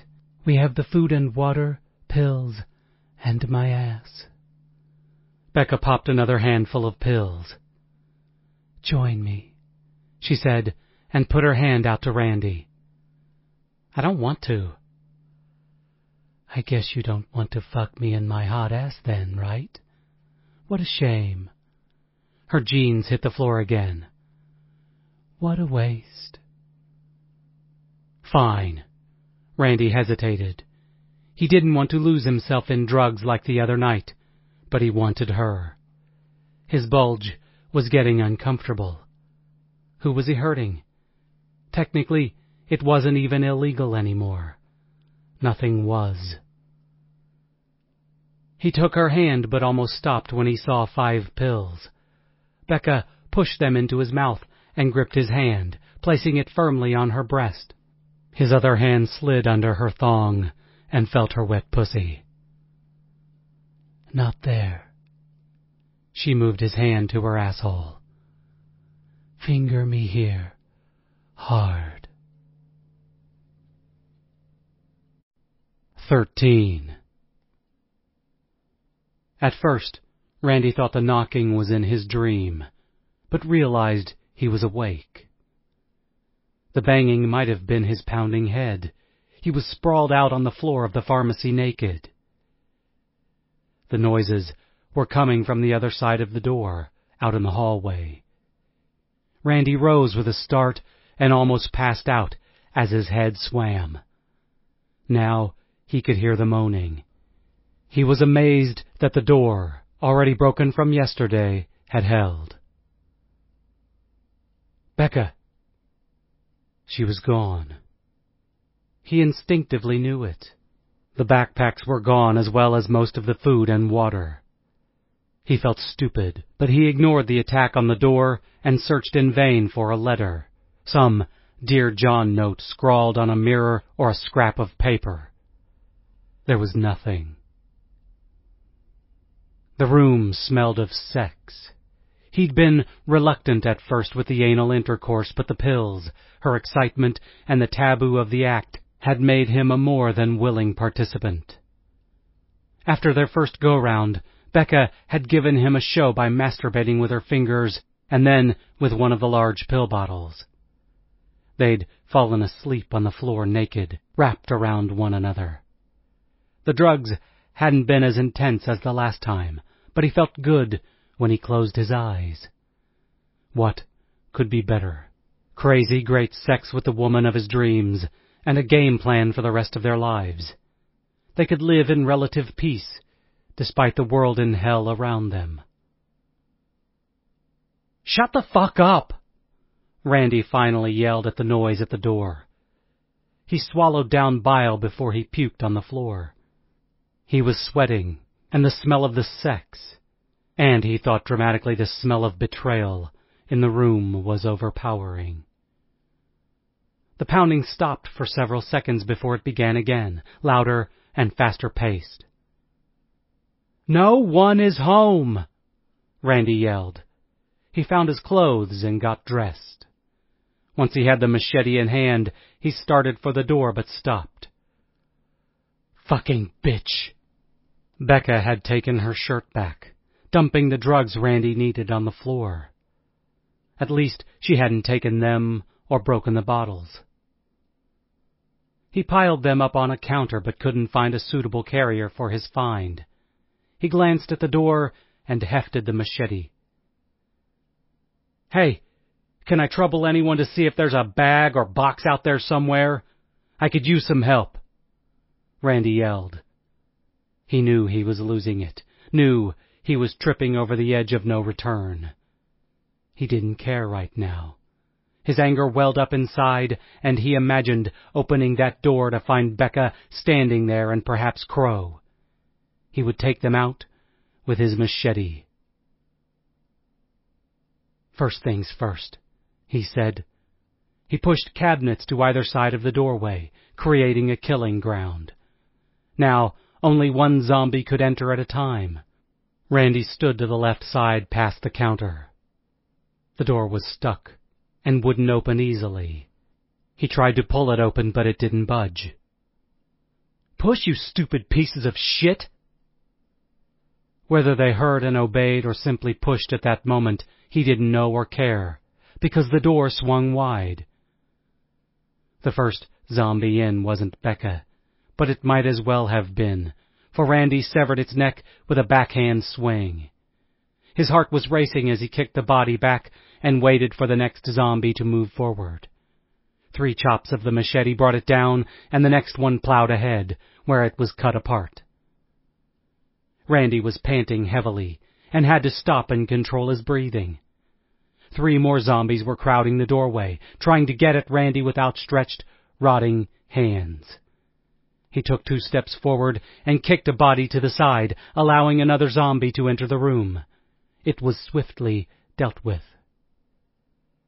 He lost track of the zombies piling inside and outside the room. Eventually, too exhausted to lift the machete, he leaned against the counter and panted. There were still foes in the hall to deal with, but the body parts had mounted to a sizable mound. "I'm not getting any younger," Randy yelled. "Here I come!" He shouldered through, kicking arms, legs, and heads out of his way. The first zombie in his path was a small boy, his right arm missing at the elbow. Randy chopped his other arm off before decapitating him. 3 more zombies were in the hall, lined up in a row and trailing gore. He wanted to be done with this and simply charged them, hacking brutally until the trio had fallen. "You gotta be shitting me," Randy said. The room down the hall was alive, with pounding still. The same banging from yesterday, the same noises. Randy went to the door and opened it. It was a large janitorial area, with boxes, mops, chemicals, and towels strewn across the floor and shelving. Without a thought, he drove the machete into the first zombie. When his weapon stuck, he kicked the second zombie away from him to gain some room and tripped the first. The machete came out of the head when he pressed his shoe against its neck, and he slashed at it. Just as the second zombie touched him with seeking hands, he swung in a wide arc and ripped through its eyes and forehead. A second swing severed its neck. A glance back down the hall told him he was still alone, but for how long he didn't know. He needed to move. Randy emptied a sturdy cardboard box of the Clorox bleach inside and went back to the pharmacy and filled it with his find. He ignored the blood and death around him, wondering if the last few months or years of violent video games had gotten him this far. 14. Dirty Jim had obviously been a bad poker player before all of this mess, because he tried to act nonchalant when Randy showed him the box, but Randy knew it was more than he thought he'd see. "You have yourself a deal," Dirty Jim finally said. He was sitting in the office with his leg propped up on a chair and the shotgun within easy reach. He grabbed the first bottle of Crown Royal and unscrewed the top, taking a big slug from it. "There are 3 trucks out back, and they should all be gassed up. Take your pick." "I was looking at the Mustang out front."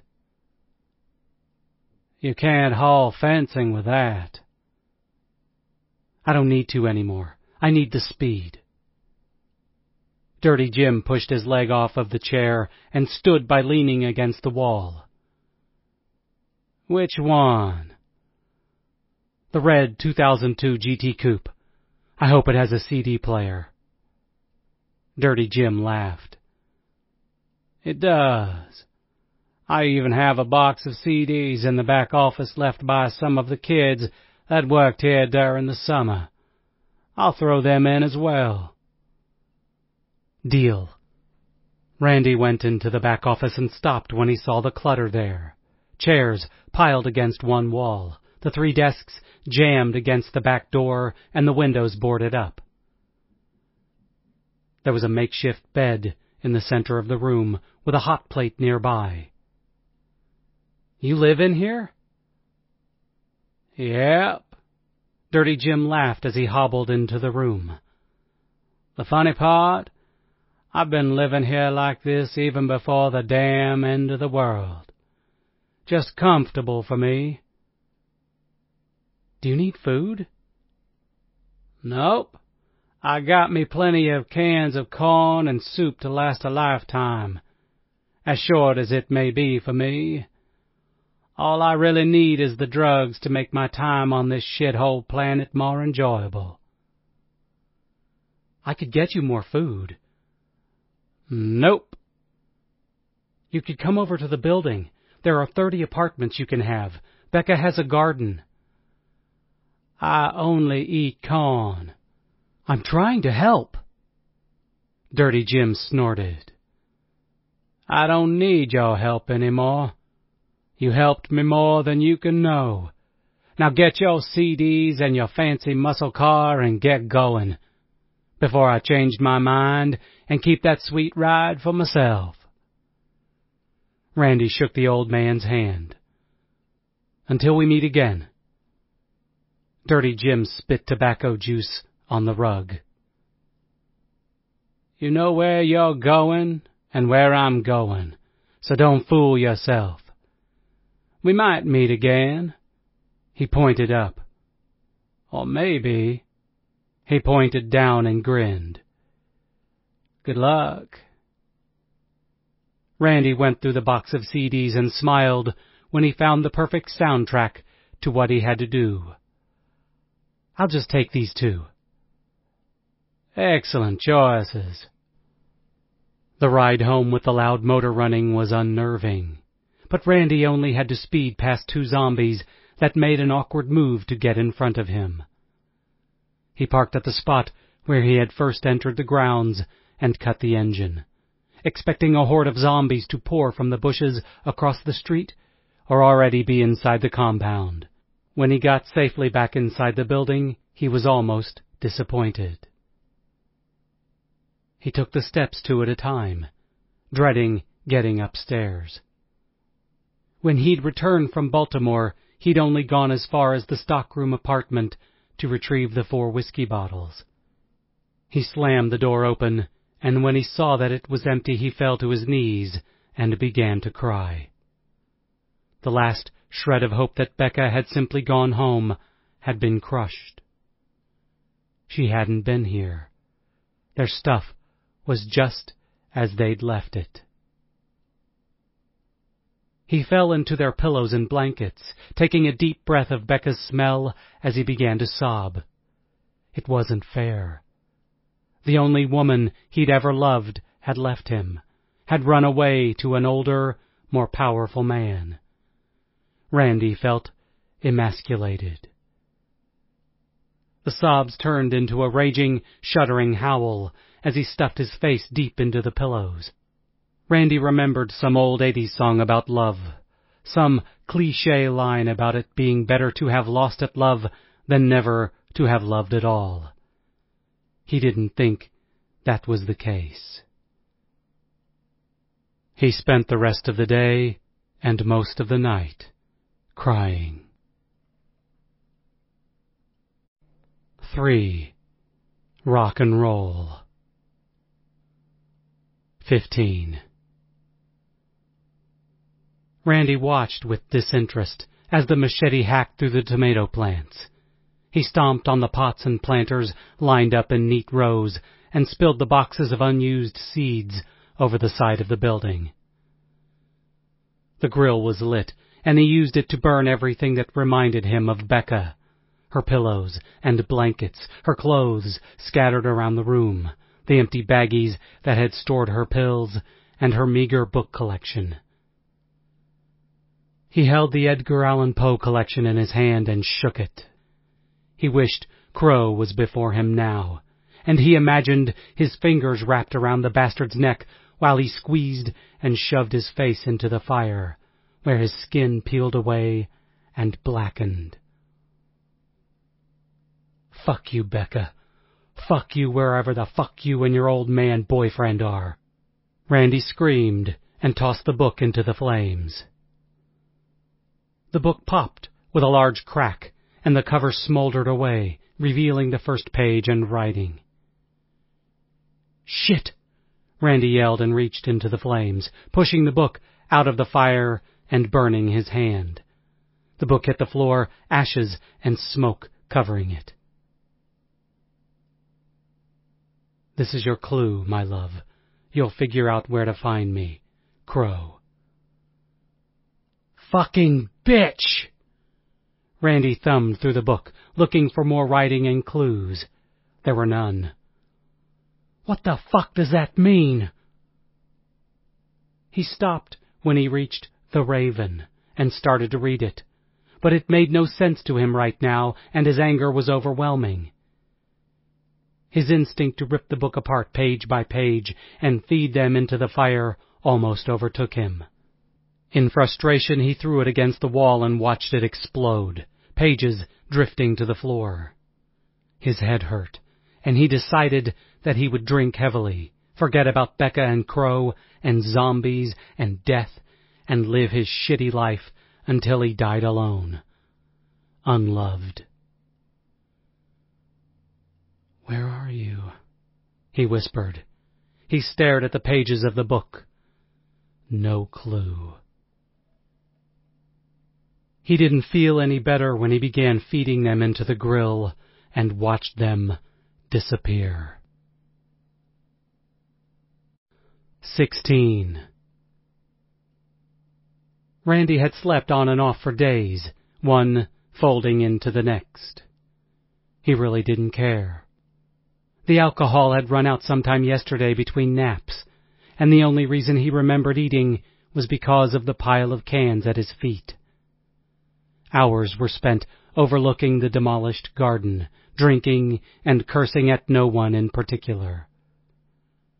When night came, he would watch the fires in the distance and watch the sky for any aircraft, even though it had been months since the last helicopter or plane. More often than not, the sun would wake him in the morning, his legs and back stiff from sleeping drunkenly in the chair. Several times his loneliness was interrupted by zombies wandering the streets. He'd watch them with binoculars, sometimes for hours. There didn't seem to be a discernible pattern to their movements, although he once noticed 5 independent zombies spread out over 3 blocks, all suddenly turn and head east. He wondered if they'd heard a noise and gone to investigate. They'd eventually moved out of sight. Not one living soul had crossed his wide view. He thought that by now Dirty Jim was likely the only other living person within miles. He wanted to go and see the old man and make sure he was all right and the medicine was working. He hoped the Crown Royal had helped as well. Randy wished he had saved one of the bottles for himself now. The Mustang was parked within the fence just outside the front door. So far, the fence was holding, but without the generators running, most zombies had shuffled past, unaware that a tasty meal lurked just overhead with binoculars dangling from his neck. 17. Engines roared on the highway running past the building, waking Randy from a nightmare. He was coiled in the covers and drenched in sweat. He couldn't remember the last time he'd bathed. He went to the balcony and scooped up the binoculars, but didn't need them. Even with dawn about an hour away, the sky was clear, and the lights from a convoy of trucks and cars gave ample light. Men were shouting orders, and most of them were wearing army uniforms. At least 100 men walked to either side of the vehicles, wielding an assortment of weapons, both military-issued and private stock. Mixed in here and there were women, and even children with rifles and baseball bats and broken pieces of furniture. They moved quickly, but not quietly. The first 5 trucks that came into view were converted garbage trucks, with steel blocks welded to their noses. They drove burned cars and debris from their path. The vehicles were crawling with machine gun-carrying warriors. Occasionally, Randy could hear a shot ring out and saw the approach of several zombies from all directions. Immediately, the column halted as orders were barked and everyone took a defensive position. A bevy of weapons fired on the advancing zombies, and they were quickly dispatched. Randy pulled up his chair and watched the one-sided battle. Despite the ragtag group, the sheer numbers of them made it easy to see why they were traveling so openly and brazenly. With the right firepower, they could hold their own against the undead. For the first time in a week, Randy decided that he was a man of action and was tired of feeling sorry for himself. He was sure that the group had ammunition for his pistol, and he could get into them with his stockpile of food. Retrieving his shoes, which he hadn't bothered to wear in days, Randy sat back down on the chair and listened to the sweet sounds of random gunfire below on the highway. He heard the garbage trucks begin to move again, the scrape of dead cars being tossed off the side of the bridge, and orders to move given. Deciding against trying to hail them and perhaps get shot, he hatched a quick plan to follow them at first light and join up with them. By then, it would only be a couple of miles back for his supplies, which he imagined a recon force of 12 men would suffice. Perhaps this was a government-sanctioned action, with large groups of armed men combing the big cities of America and wiping out the zombie scourge. Randy figured it would only be a matter of time before fighter planes roamed the skies, blasting pockets of resistance. By the time he got his shoes tied and Randy found the pistol, the column had passed out of earshot. He used the binoculars and strained around the corner of the building to get a glimpse of the rear guard before they moved out of sight. He decided to pack a bag of supplies just in case they decided not to return. 6 cans of soup, a box of matches, 2 pairs of clean socks, and 3 sets of undergarments were stuffed in a backpack. While he worked, he glanced repeatedly at the grill outside and at the scattered pages from the book. At the same time he heard the rumble outside, his mind turned over, and he could feel his brain lock into place.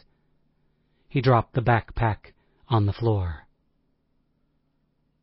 The sun was peeking through the swirls of smoke, and Randy had a nice view of the horde of zombies pouring forth from the Baltimore area, following the 100 survivors.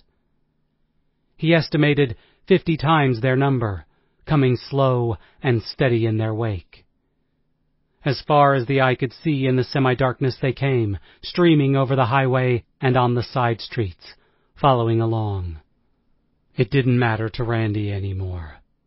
Within days the monsters would somehow catch up and add the group to their swelling ranks. It was useless. All of it. Eventually, everyone would be dead, and everyone would be a zombie. Randy had a new plan. He had finally figured out where Becca and Crow were staying in Baltimore, and he decided to pay them a visit sooner than later. 18. 3 days had passed since the convoy. Randy was able to venture several blocks in any direction without encountering the dead. They'd all moved along in this part of the world, following the noise of fresh meat. He'd managed to amass a clutch of rifles and handguns with a carload of ammunition. An Army-Navy store was a treasure trove of finds.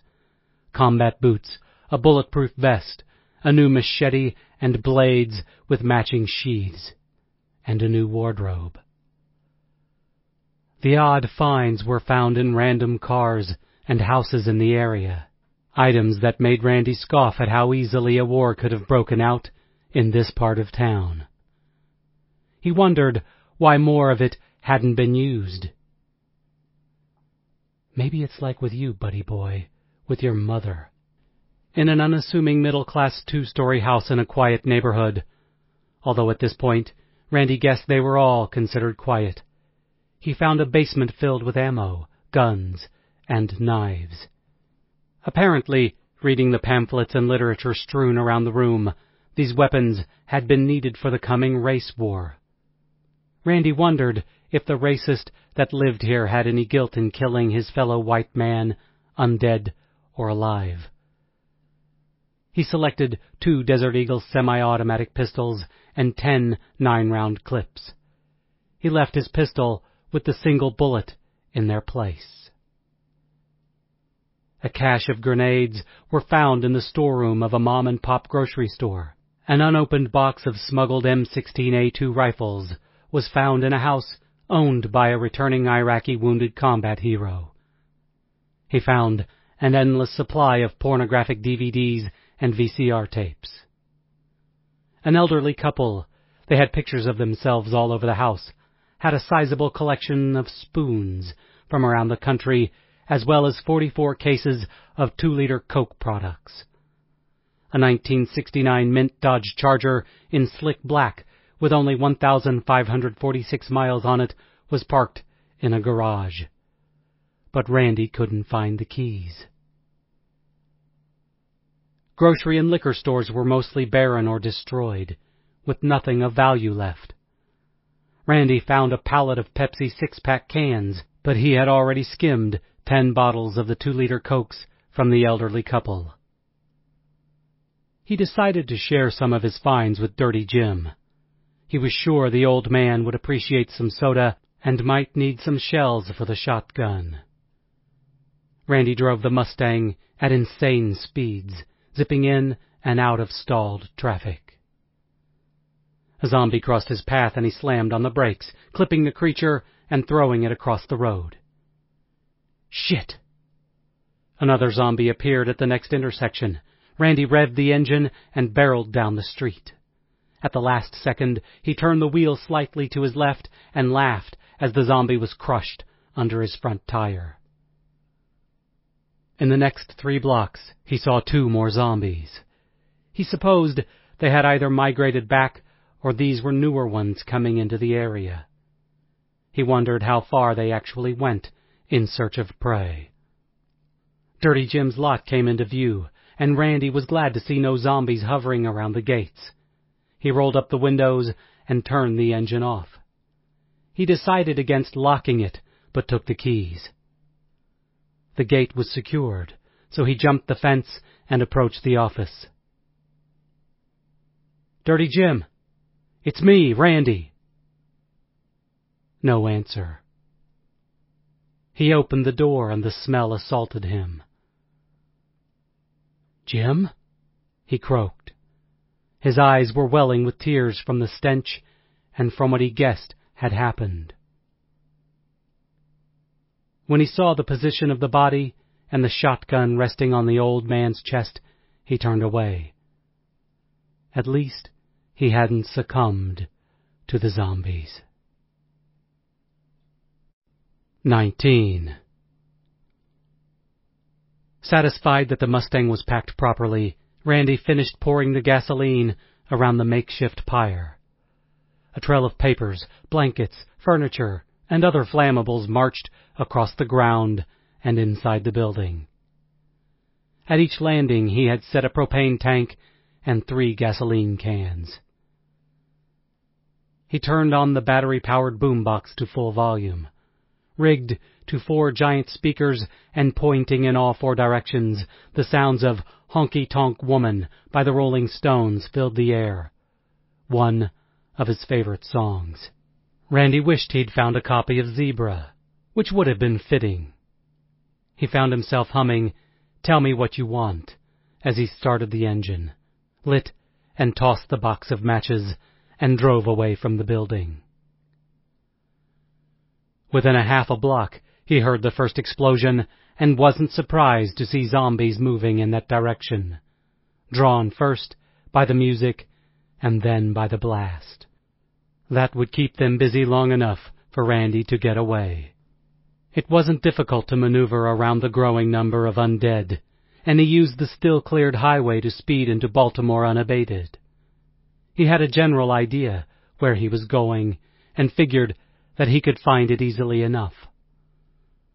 Randy had no idea what he would actually do or say once he got there, but he had some rough ideas. The multitude of guns in the car was an obvious option. Baltimore was light with zombies, but he passed them as he drove. Within the hour, he was about 5 blocks from his destination, but it was blocked by an 8-foot chain-link fence and 3 men with rifles on a platform behind it. He parked the Mustang to the side, making sure he locked it. He put his hands in sight. "I need to see Crow," he yelled. "Turn back or we'll shoot." "I need to see Crow. We're old friends." No one pulled the trigger, which Randy took to be a good sign, but they didn't stop pointing the rifles at him. "Wait right there. Take a step in any direction, and I will personally blow your fucking head off." "Not a problem." Randy focused on keeping still. "Your name?" "Randy. He knows me." 10 long minutes passed before one of the men, talking on a headset, motioned for his comrades to lower their guns. "You can come in on foot. Leave the Mustang here." Randy moved forward as the gates were opened. He was roughly patted down. He hadn't bothered to try to sneak a weapon in with him. Plan A called for diplomacy.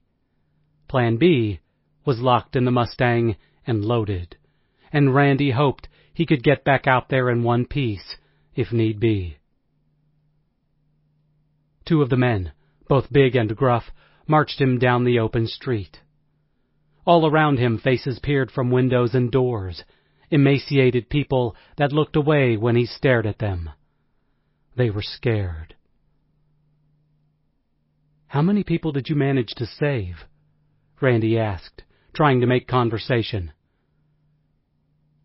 "Shut the fuck up," one of them said. "I'm guessing we're heading to the Poe house?" Both men accompanying him stopped.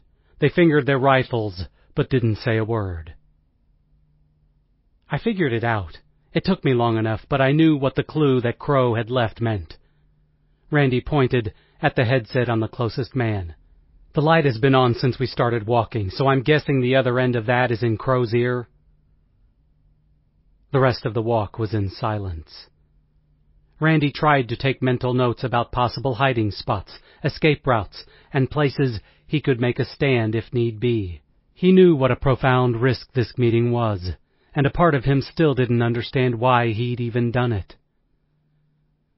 "I don't care anymore," he thought.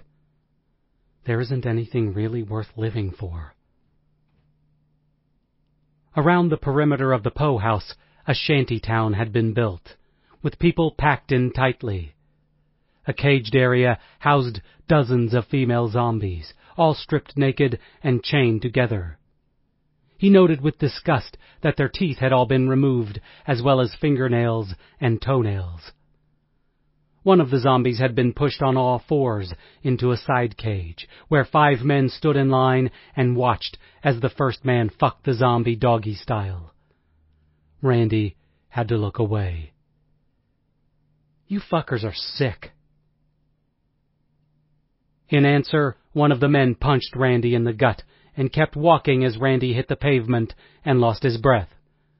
When he recovered, he struggled to catch up. Crow was waiting on the steps, dressed in a black suit and red tie.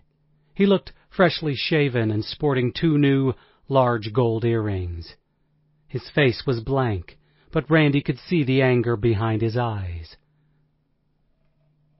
"Are you fucking zombies?" Randy finally blurted.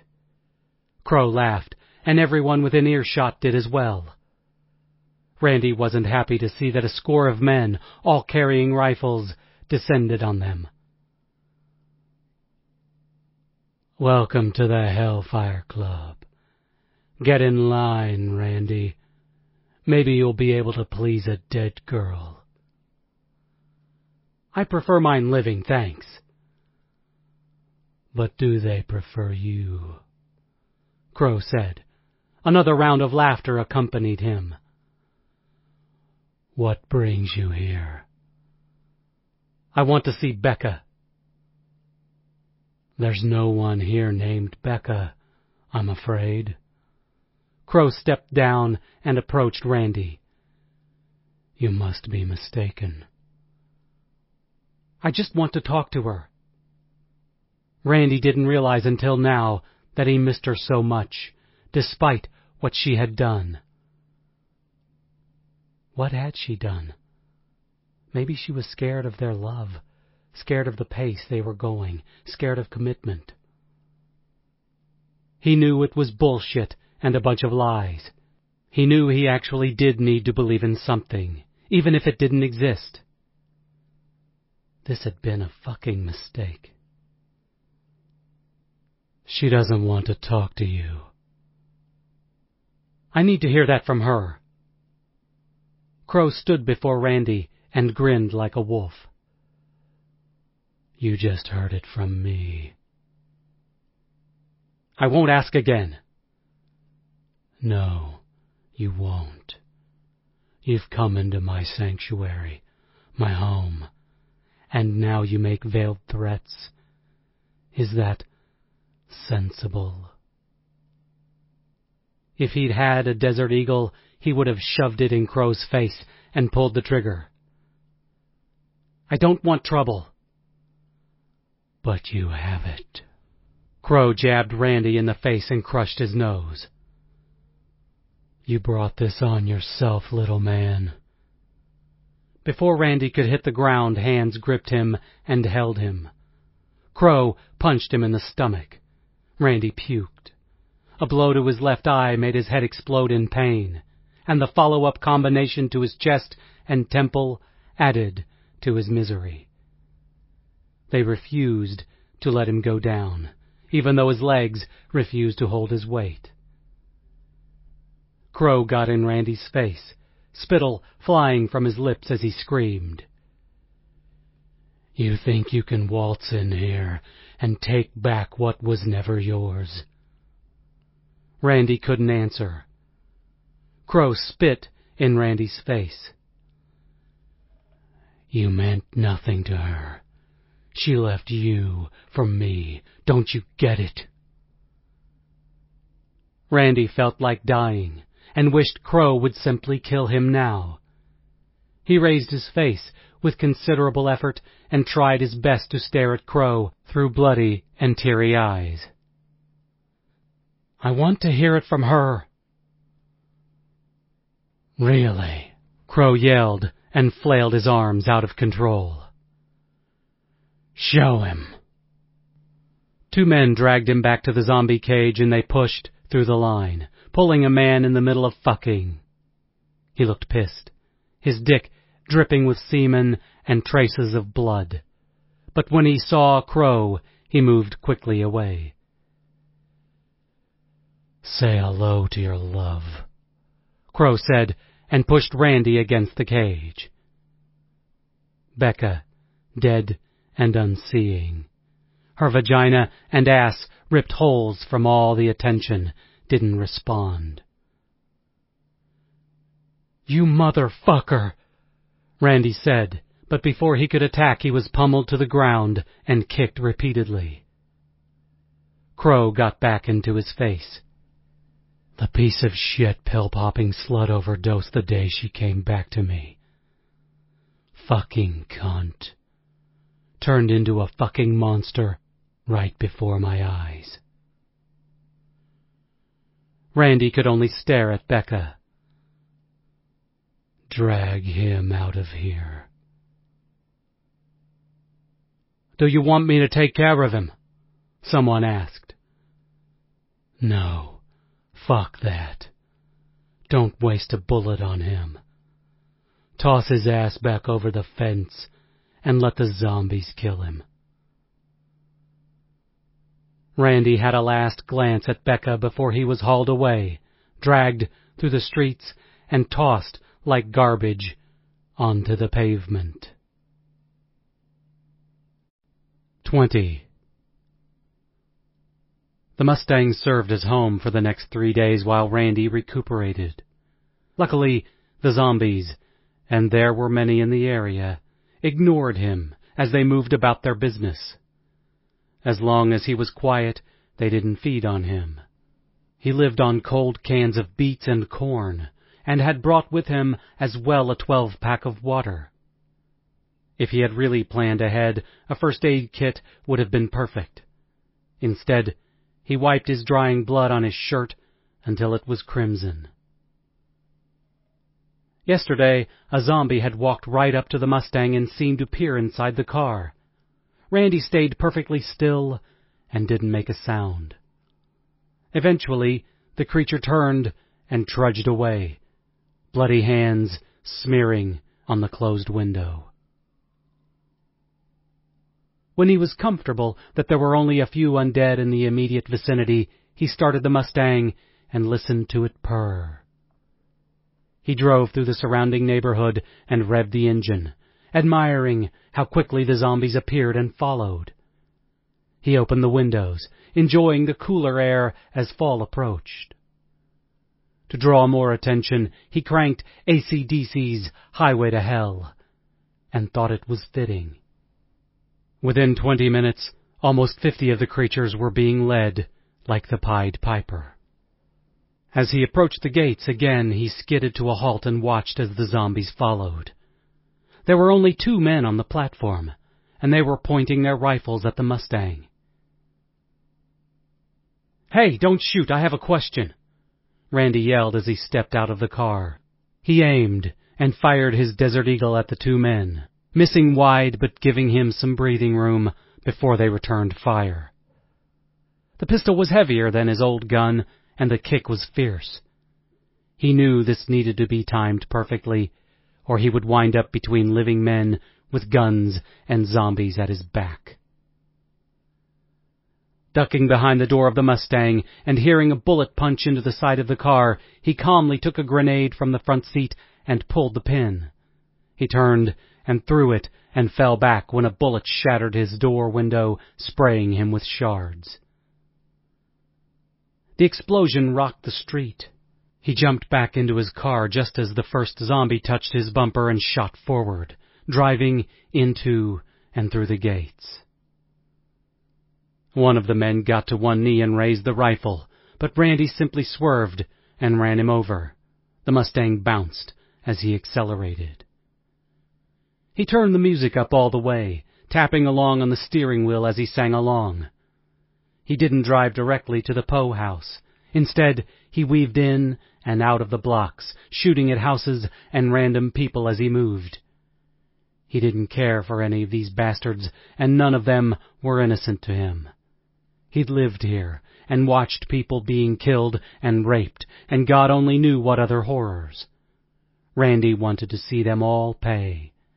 They were all part of the Hellfire Club as far as he was concerned. When he shot the car back onto the main road, he was happy to see the zombies about 30 feet behind him. Their numbers had doubled due to the explosion, gunfire, and AC/DC.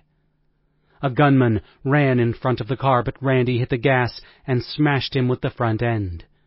He was beginning to like using it as a weapon, and drove onto a sidewalk to kill another one. Shots riddled the passenger side of the car, and he floored it, almost crashing into a building. He drove to the Poe house now, not pressing his luck that he was an easy target despite his speed. 6 men with machine guns opened fire as he came into view. He ducked down, aimed the Mustang at the corner of the zombie cage, and prayed that he wouldn't die just yet. He felt the car tear into the chain-link fence and rip it apart, and the Mustang slammed with a sickening crash into some of the gunmen on the steps before coming to rest against the front door of the Poe house. "Sorry, Edgar," Randy said as he exited. He wasn't hurt. He opened fire with the 2 Desert Eagles. The zombies had been released from the cage, and they moved toward him. Randy took a grazing bullet to his forearm and winced in pain. He returned fire. He dropped to one knee, using the Mustang as a shield, and started tossing grenades in random directions. 2 zombies tried to get around the front of the car, so Randy ran around the opposite way, firing his weapons as he went. There was nothing living within his immediate area, so he popped the trunk and took out 2 M16A2 rifles, slinging one over his shoulder. "What have you done?" Randy turned to see Crow in the doorway, as the zombies pressed against the blocking car to get to him. "What have you done?" Randy said and fired, but Crow was already gone.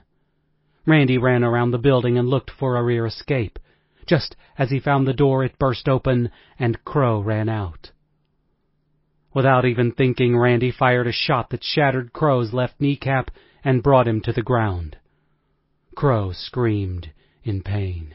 Randy put his foot on Crow's neck and put the M16A2 to his face.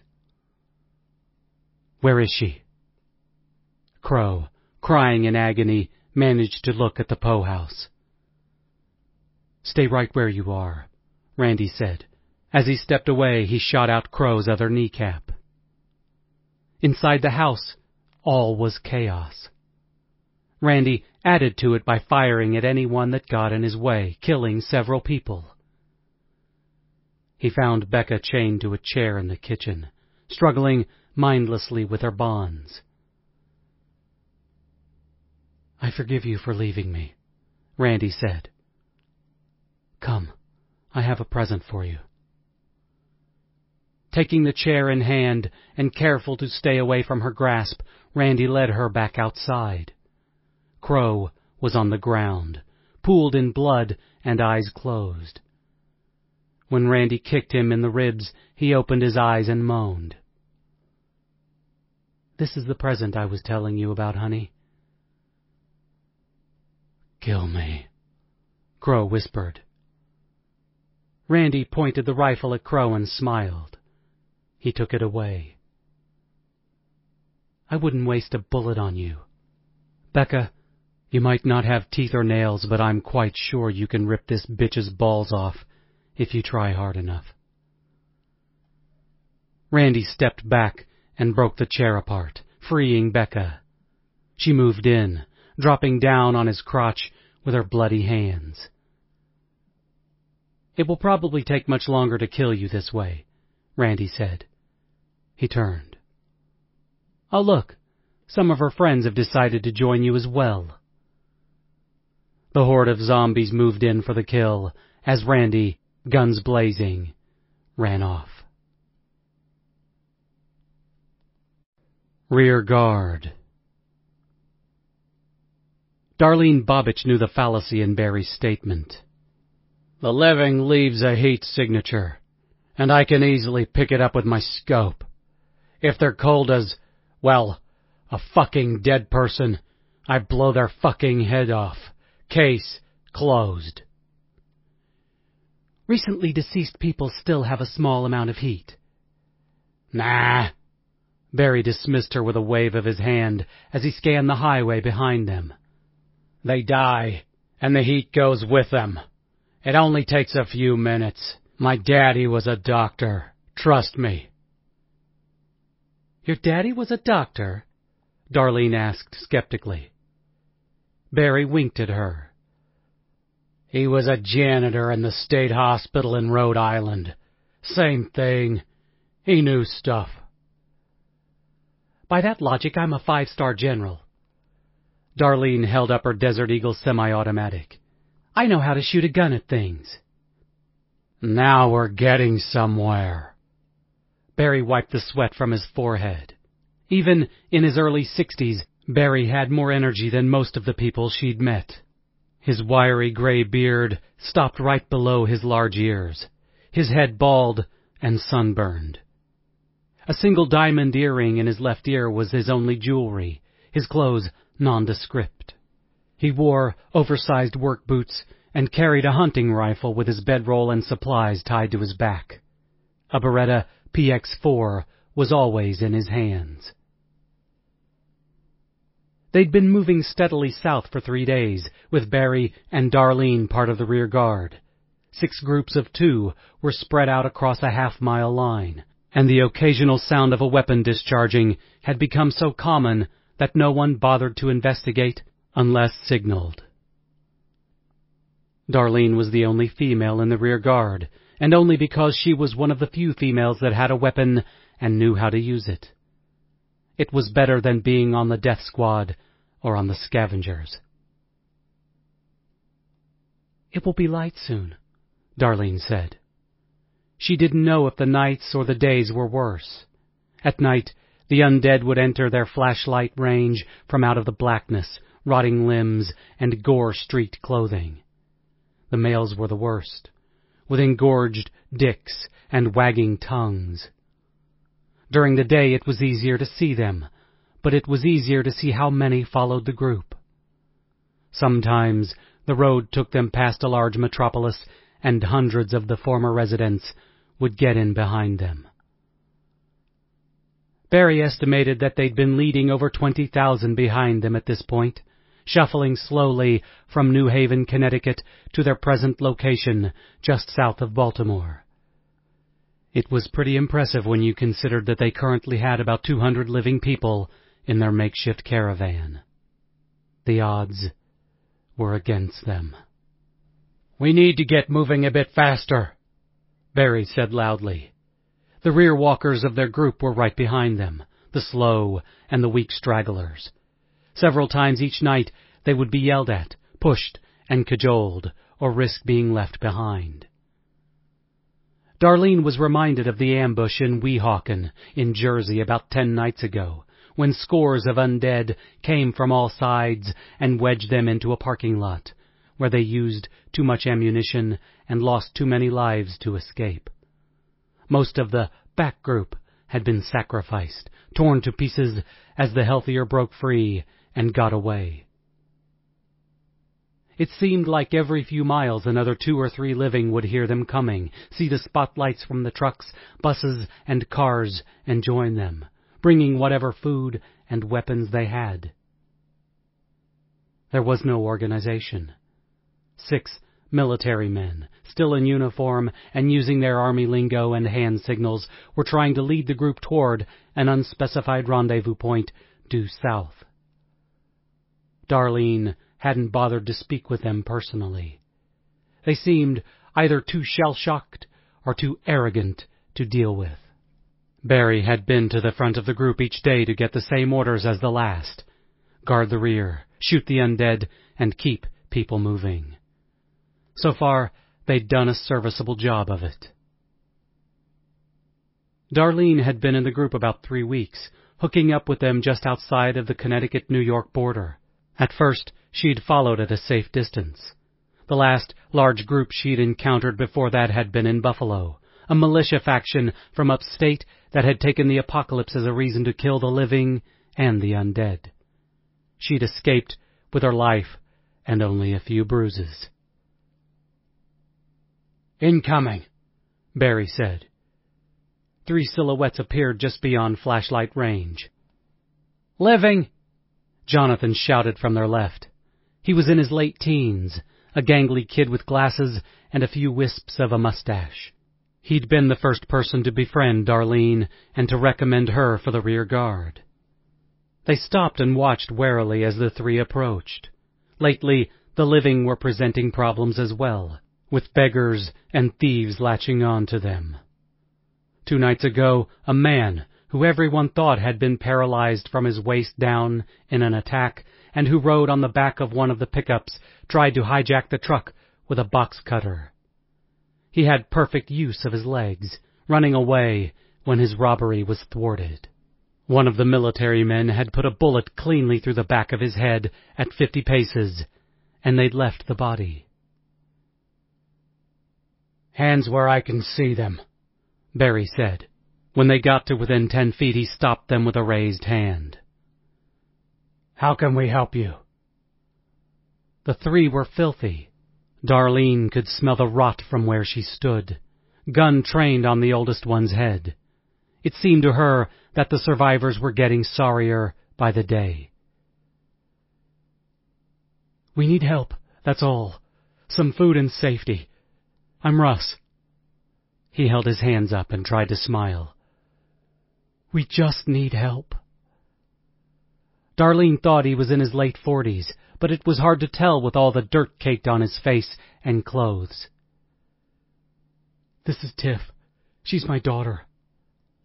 The girl looked to be around Jonathan's age. She was looking down at her feet, and her hands were shaking. Her dress had been torn, and besides mud, she had streams of dried blood coating it.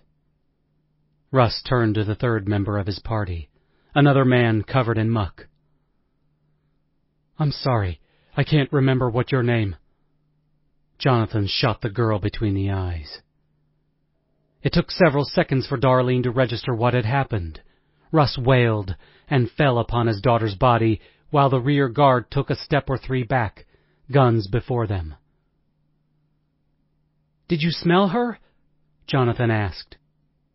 "You did well. Believe me, you did well.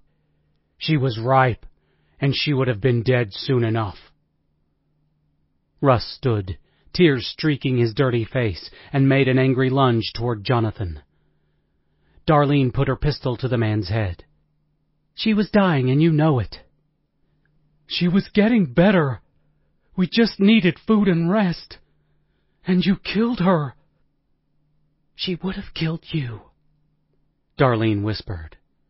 Russ turned his eyes to Darlene. "She was my daughter." "In a couple of hours she would have been like all the rest, and she would have killed you and everyone here if we'd have let you join us." Russ fell to his knees. "She was the reason I was alive. She saved me back there. She saved her father's life." He started to cry again. Darlene pointed her gun at the 3rd member of the group. "What's your story?" The man audibly gulped. "I'm Daniel. I'm just in need of some food, looking to join you guys and get to safety. I just met them yesterday, and stayed away from her when she got bit. I swear. I have a .357 in my right pocket with 3 bullets left. I was planning on using one on her if I had to." He smiled and nodded at Jonathan. "You saved me a bullet." Barry nudged Russ with the toe of his work boot. "What now?" Russ looked up at him. "What do you mean?" Barry glanced over his shoulder. "While we've been here talking, the group has moved off, too far for comfort. If anything is around, they've heard the gunshot and are on their way to eat us. We need to move right now." "Okay." Russ wiped his eyes with a filthy sleeve and bent to pick up his daughter. "I don't think so." Barry gripped the man by his arm. "She's been infected, and we don't know if it spreads any other way besides the biting and the, other ways. Besides, we only have a few pickups and trucks, and we use them to catch an hour or two of sleep. Space is limited. We can't carry the dead with us." "I won't leave her." "That's your prerogative," Barry said, and turned away. "Good luck." The rear guard jogged to catch back up with the group, Daniel in with them. Darlene hoped that the man came to his senses and left the body, but she doubted he would. More than likely, he'd be overrun by zombies, and they'd rip him apart before starting on her corpse.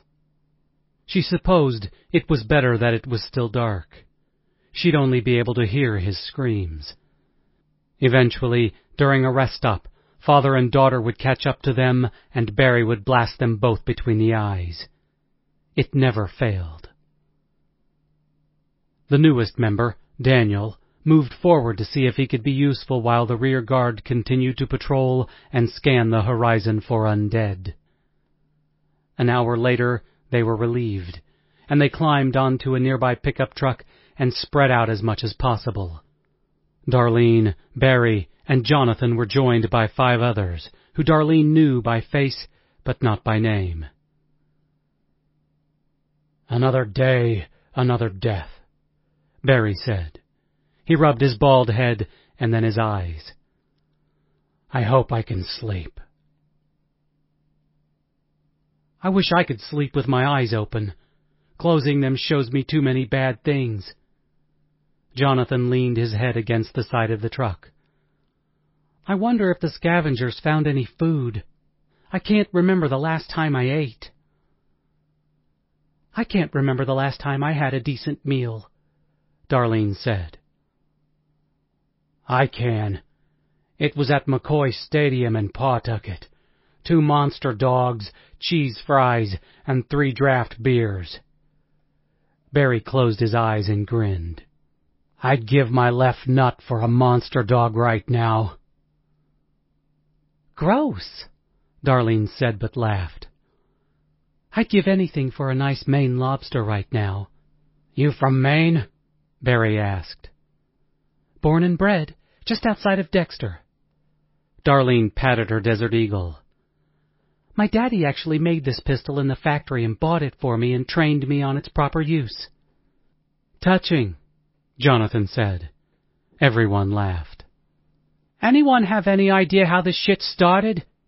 a woman asked. She was fit and in her 30s, but only wore dirty ripped jeans and a soiled bra. This was the first time Darlene had heard her speak, even though some shifts they walked a few paces apart on rear guard. Darlene had no idea what her name was. "That voodoo guy in Montreal who killed his kids," someone said. "Nah, it was the oil spill in the Gulf that brought up those black creatures. I saw it on CNN right before the TV went out." I know for a fact it was because that pilot in Alaska crashed and had to eat his wife and son. It was like mad cow disease. It's because we've pissed off God, and He's purging the earth of the sinners. Hell was full. I saw that story about the chick with OCD, and she swears when she stopped counting shit, this shit happened. Some crazy fucker had sex with a green monkey, and instead of another strain of AIDS, it created undead. Darlene curled up and closed her eyes. Good night, my friends. No one knew the real reason, and she didn't want to hear another 30 conjectures before she slept. Night, Barry said, followed by the rest. Her dreams were troubled, but she woke a few hours later and couldn't remember them. She was always thankful for that. They had all gotten used to the rough ride on the back of the trucks and flatbeds, sneaking as many winks as possible before going back to their job. Where's Jonathan? Darlene asked Barry. He was already sitting on the tailgate of the truck, watching the sun creep slowly on the horizon. Military guy came by about an hour ago. Jonathan was awake, so they recruited him. For what? The pickup stopped, and everyone shook off their meager sleep and hit the ground. We're running short of everything again, especially fuel. There is a library a block or two over, and it looks intact. Barry pointed at the road they'd come from. There's a huge mass of the dead about a mile behind us, maybe 1,000. We're moving way too slow to outdistance them, so we might try to hole up and let them pass. Darlene slapped the side of the truck, and it stopped.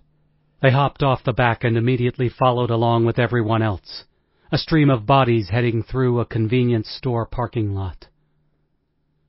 2 men, carrying baseball bats, stood outside the shattered store. It's already been picked clean, one of them said to Darlene when she looked their way. She does have a great ass, the other man said to his partner, loud enough for Darlene to hear. She ignored it. She'd seen enough sexual violence in the last month or so, either done to her or by the undead to others, to last a lifetime and to keep her dreams filled with terror and death. The last thing she needed was sex. "Who are you trying to kid?" she whispered. Without trying to seem obvious, she glanced back at the man to see what he looked like. He was handsome, rugged, and dirty like everyone else. He was also smiling and staring at her. She turned away. "Let's get the herd inside!" Someone kept shouting over and over from the steps of the library, a small building with glass windows. As she stopped on the steps to let people file past her, she could already see the efficiency of the group. Wooden boards were being used as covering on the windows, both shattered and intact, while 3 men were dragging the tables and chairs outside to use as kindling or for the defenses. An older woman began whittling on a chair leg with a pocket knife. One of the military men approached her. "You death squad?" "Rear guard." "You're death squad now." He pointed to a sickly old man sitting on the back of a pickup truck. "Take him over to the next block and take care of it. He won't last another hour." Darlene swallowed hard. "I'm rear guard." "Right now you're helping all of us stay alive by taking dying people and shooting them in the head." He eyed her. "Do it." "Sir, yes, sir," she said sarcastically, but he was already turned away from her. Darlene went to the back of the pickup truck. The man was in bad condition, with a plethora of cuts and bruises. His thumb was sheared from his left hand and was wrapped in a dirty sheet, a bandage around his head, blood seeping through the soiled cloth from his eye socket.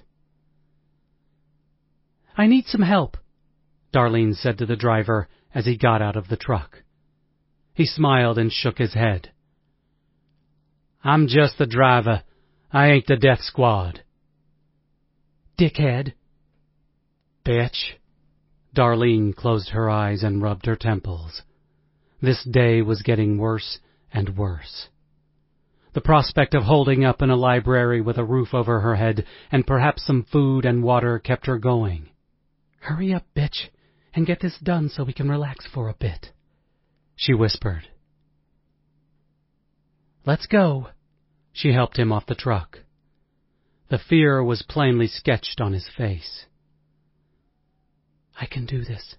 I have to do this, she whispered.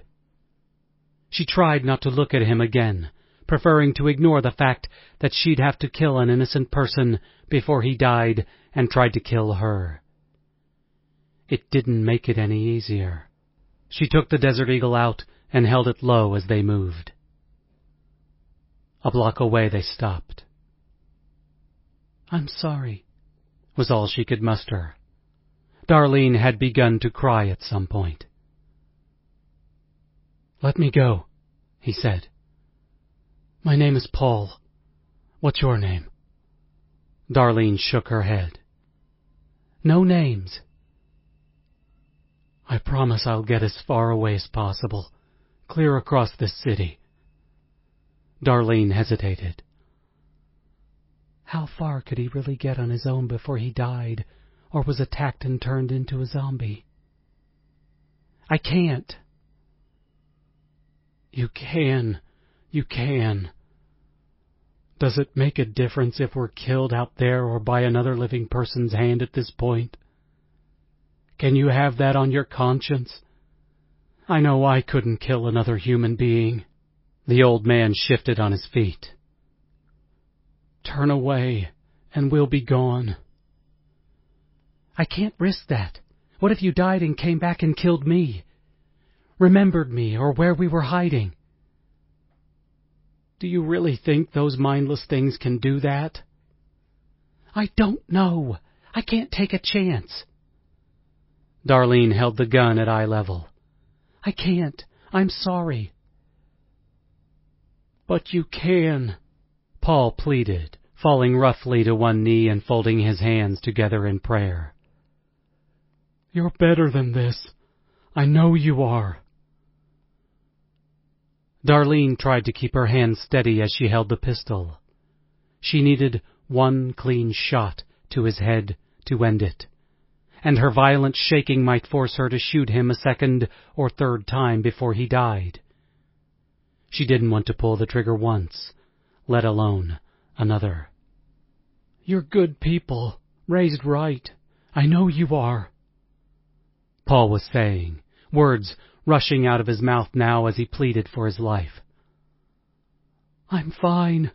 I feel better, and I could walk back with you to the library, or help you find us some food and water. I could be your servant, yes, I could. Help you with your patrols and watch over you while you sleep. Paul tried to stifle a coughing fit. I can't. Stop talking. Darlene lowered the weapon and rubbed her temple with her free hand. I have a wife out there, and grandchildren. Paul stood slowly. I have pictures of the grandchildren in my wallet. Let me show you little Michael. One moment the old man was standing there, trying desperately to look fit and trim despite the fact that his feet kept buckling under and his many cuts were bleeding. The next, his head shattered, spitting gore and crimson and death several feet in any direction. Darlene moved by instinct, the last weeks of running taking her over the edge and beyond. Before she could catch her breath or blink, she had already lifted the Desert Eagle and pulled the trigger twice to her immediate right. Oh my God! She went to Jonathan just as he fell, his .357 slipping from his grip. His eyes were wide and unseeing, 2 bloody holes growing on his chest. Jonathan had come out of nowhere when he'd shot the old man. Why didn't you say something? Why not show yourself before doing that? Darlene cradled his head and sobbed. She considered him one of her only friends. Besides Barry, she was alone, with no one to guard her back. Despite the age difference between them, she thought they had a lot in common, and kept each other grounded. "Where were you from?" Darlene whispered, ashamed that she'd spent so much time with this kid and couldn't remember too many personal details about his life before everything turned upside down. "Did you have 2 loving parents? A job? A girlfriend?" For the first time in weeks, the world around her simply stopped. All sound shut out from her. She welcomed it, wondering if she had somehow died as well and was at peace. "If I died right now, would I be at rest, or would I still be in this shell, shuffling along with my killer, trying to kill others?" Darlene didn't care to know the answer. She hoped that death would be the end, period. Take me to heaven and let me in moment. With death so close at every step, either through zombie attacks, lack of food and water, dehydration, no medicine, crazy militia and marauders and looters, or simply falling into a ditch and never being found. It didn't register at first that Jonathan had opened his eyes and his mouth as she sat with him on the ground, cupping his head gently. "I'm sorry," she whispered. She stroked his hair, oblivious to the fact that he was squirming under her weight. "All I wanted was a friend, someone to talk to, someone to share stories with, and someone to laugh at my jokes. Does that sound cliché to you?" "Very cliché, to be honest," Barry said as he pulled Darlene forcefully up off the ground and put his booted foot on the chest of their former friend. "But now I know why I'm in love with you, Darlene Bobbich." Barry shot Jonathan in the face at point-blank range, covering Darlene's dirty pants in blood. They watched as the lifeless body of their friend slumped on the ground. "We need to go. They're all around us," Barry said. Darlene stood numbly, staring at the body. "When will this end? When will the death finally stop finding us?" "This way." Barry dragged her to the side of a building just as a dozen undead came into view. "They've cut us off from the library. Shit." Darlene shook off the depression and followed Barry around the corner and through a ripped chain-link fence.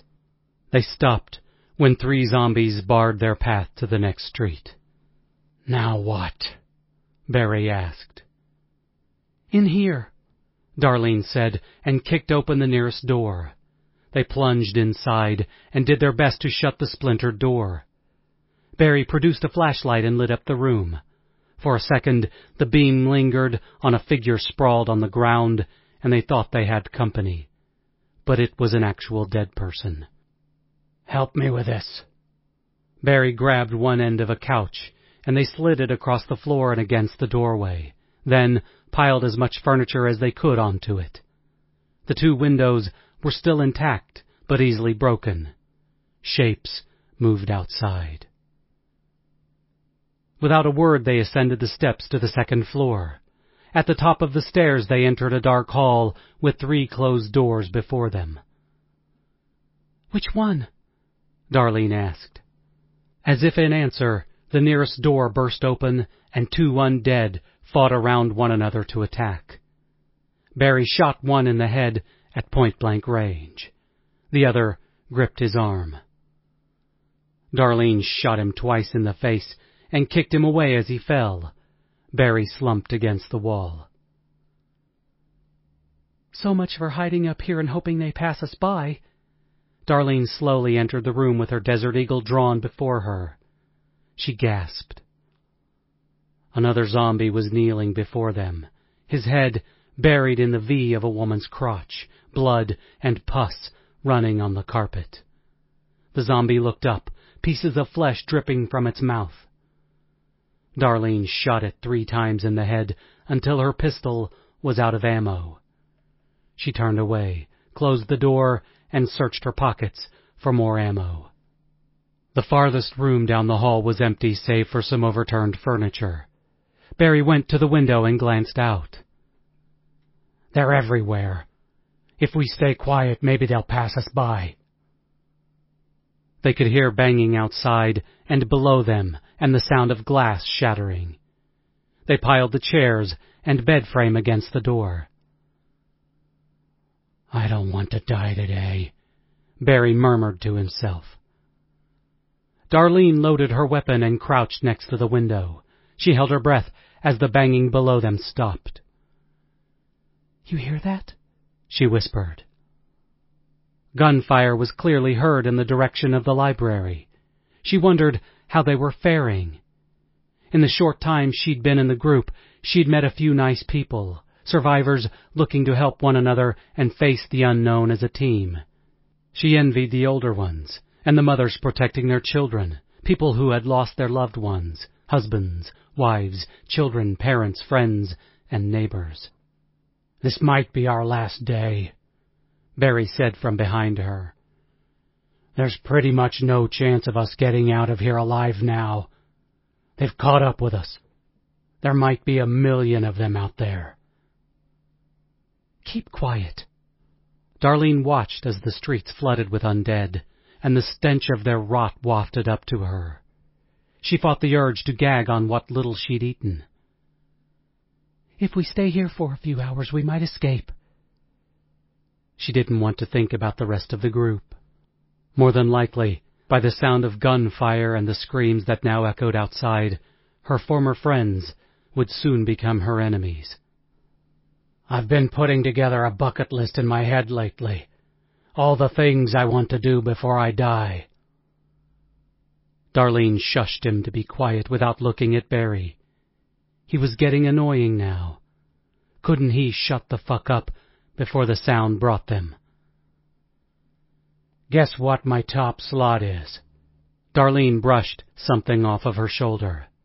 At first, she thought it was Barry's hand or a bug. But when she turned her head, she was staring straight at Barry's engorged dick. What the fuck? She stammered. Exactly. I want to fuck you before I die. I have since the moment I saw you. Barry, get the fuck away from me. Darlene stood, but Barry, standing in the buff and now stroking his cock, had blocked her into the corner next to the window. You know you want this as much as I do. I'm going to count to 3, and then I'll scream. Barry laughed. And give away our position to them? I don't think so. Besides, we might as well have some fun in case they catch us. If they pass us by, so much the better. I'm warning you. Barry was on her in a rush, hands wrapping around her and squeezing her ass fiercely. His tongue darted around her neck area, and he was moaning. She tried with all of her might to push him off, but he was too strong despite her smaller stature. His fingers dug into the back of her jeans, and he was trying to rip them off of her. They slammed against the window, jarring the glass. Her jeans had come undone, and Barry dragged them down her thighs. Darlene punched frantically at him, but her blows were ineffective. Her vision blurred as she remembered the attack from the militia and how brutal they had been to her. At some point, she'd started crying. I knew you had thongs on. Barry was whispering in her ear now, drool sliding from his lips and coating her cheek. I'm gonna tear that little ass of yours up. He slid a finger under her undies and tried to bury the digit inside her. Barry was still smiling as Darlene jammed the Desert Eagle into his stomach and pulled the trigger. His eyes grew wide in shock, but he didn't let go. I loved you, he whispered before falling backwards. Darlene kicked his body in the ribs before shooting him in the face 4 times. She heard the pounding from below again, and knew there was no escape. Resigned to that fact, she put her jeans back up, as best as she could, and stared at the blocked door, the Desert Eagle ready to fire. This has been Highway to Hell, written by Armand Rosamilia, narrated by Jack Wallen Jr. Copyright 2010-2013 by Armand Rosamilia. Production copyright 2014 by Armand Rosamilia. Audible hopes you have enjoyed this program.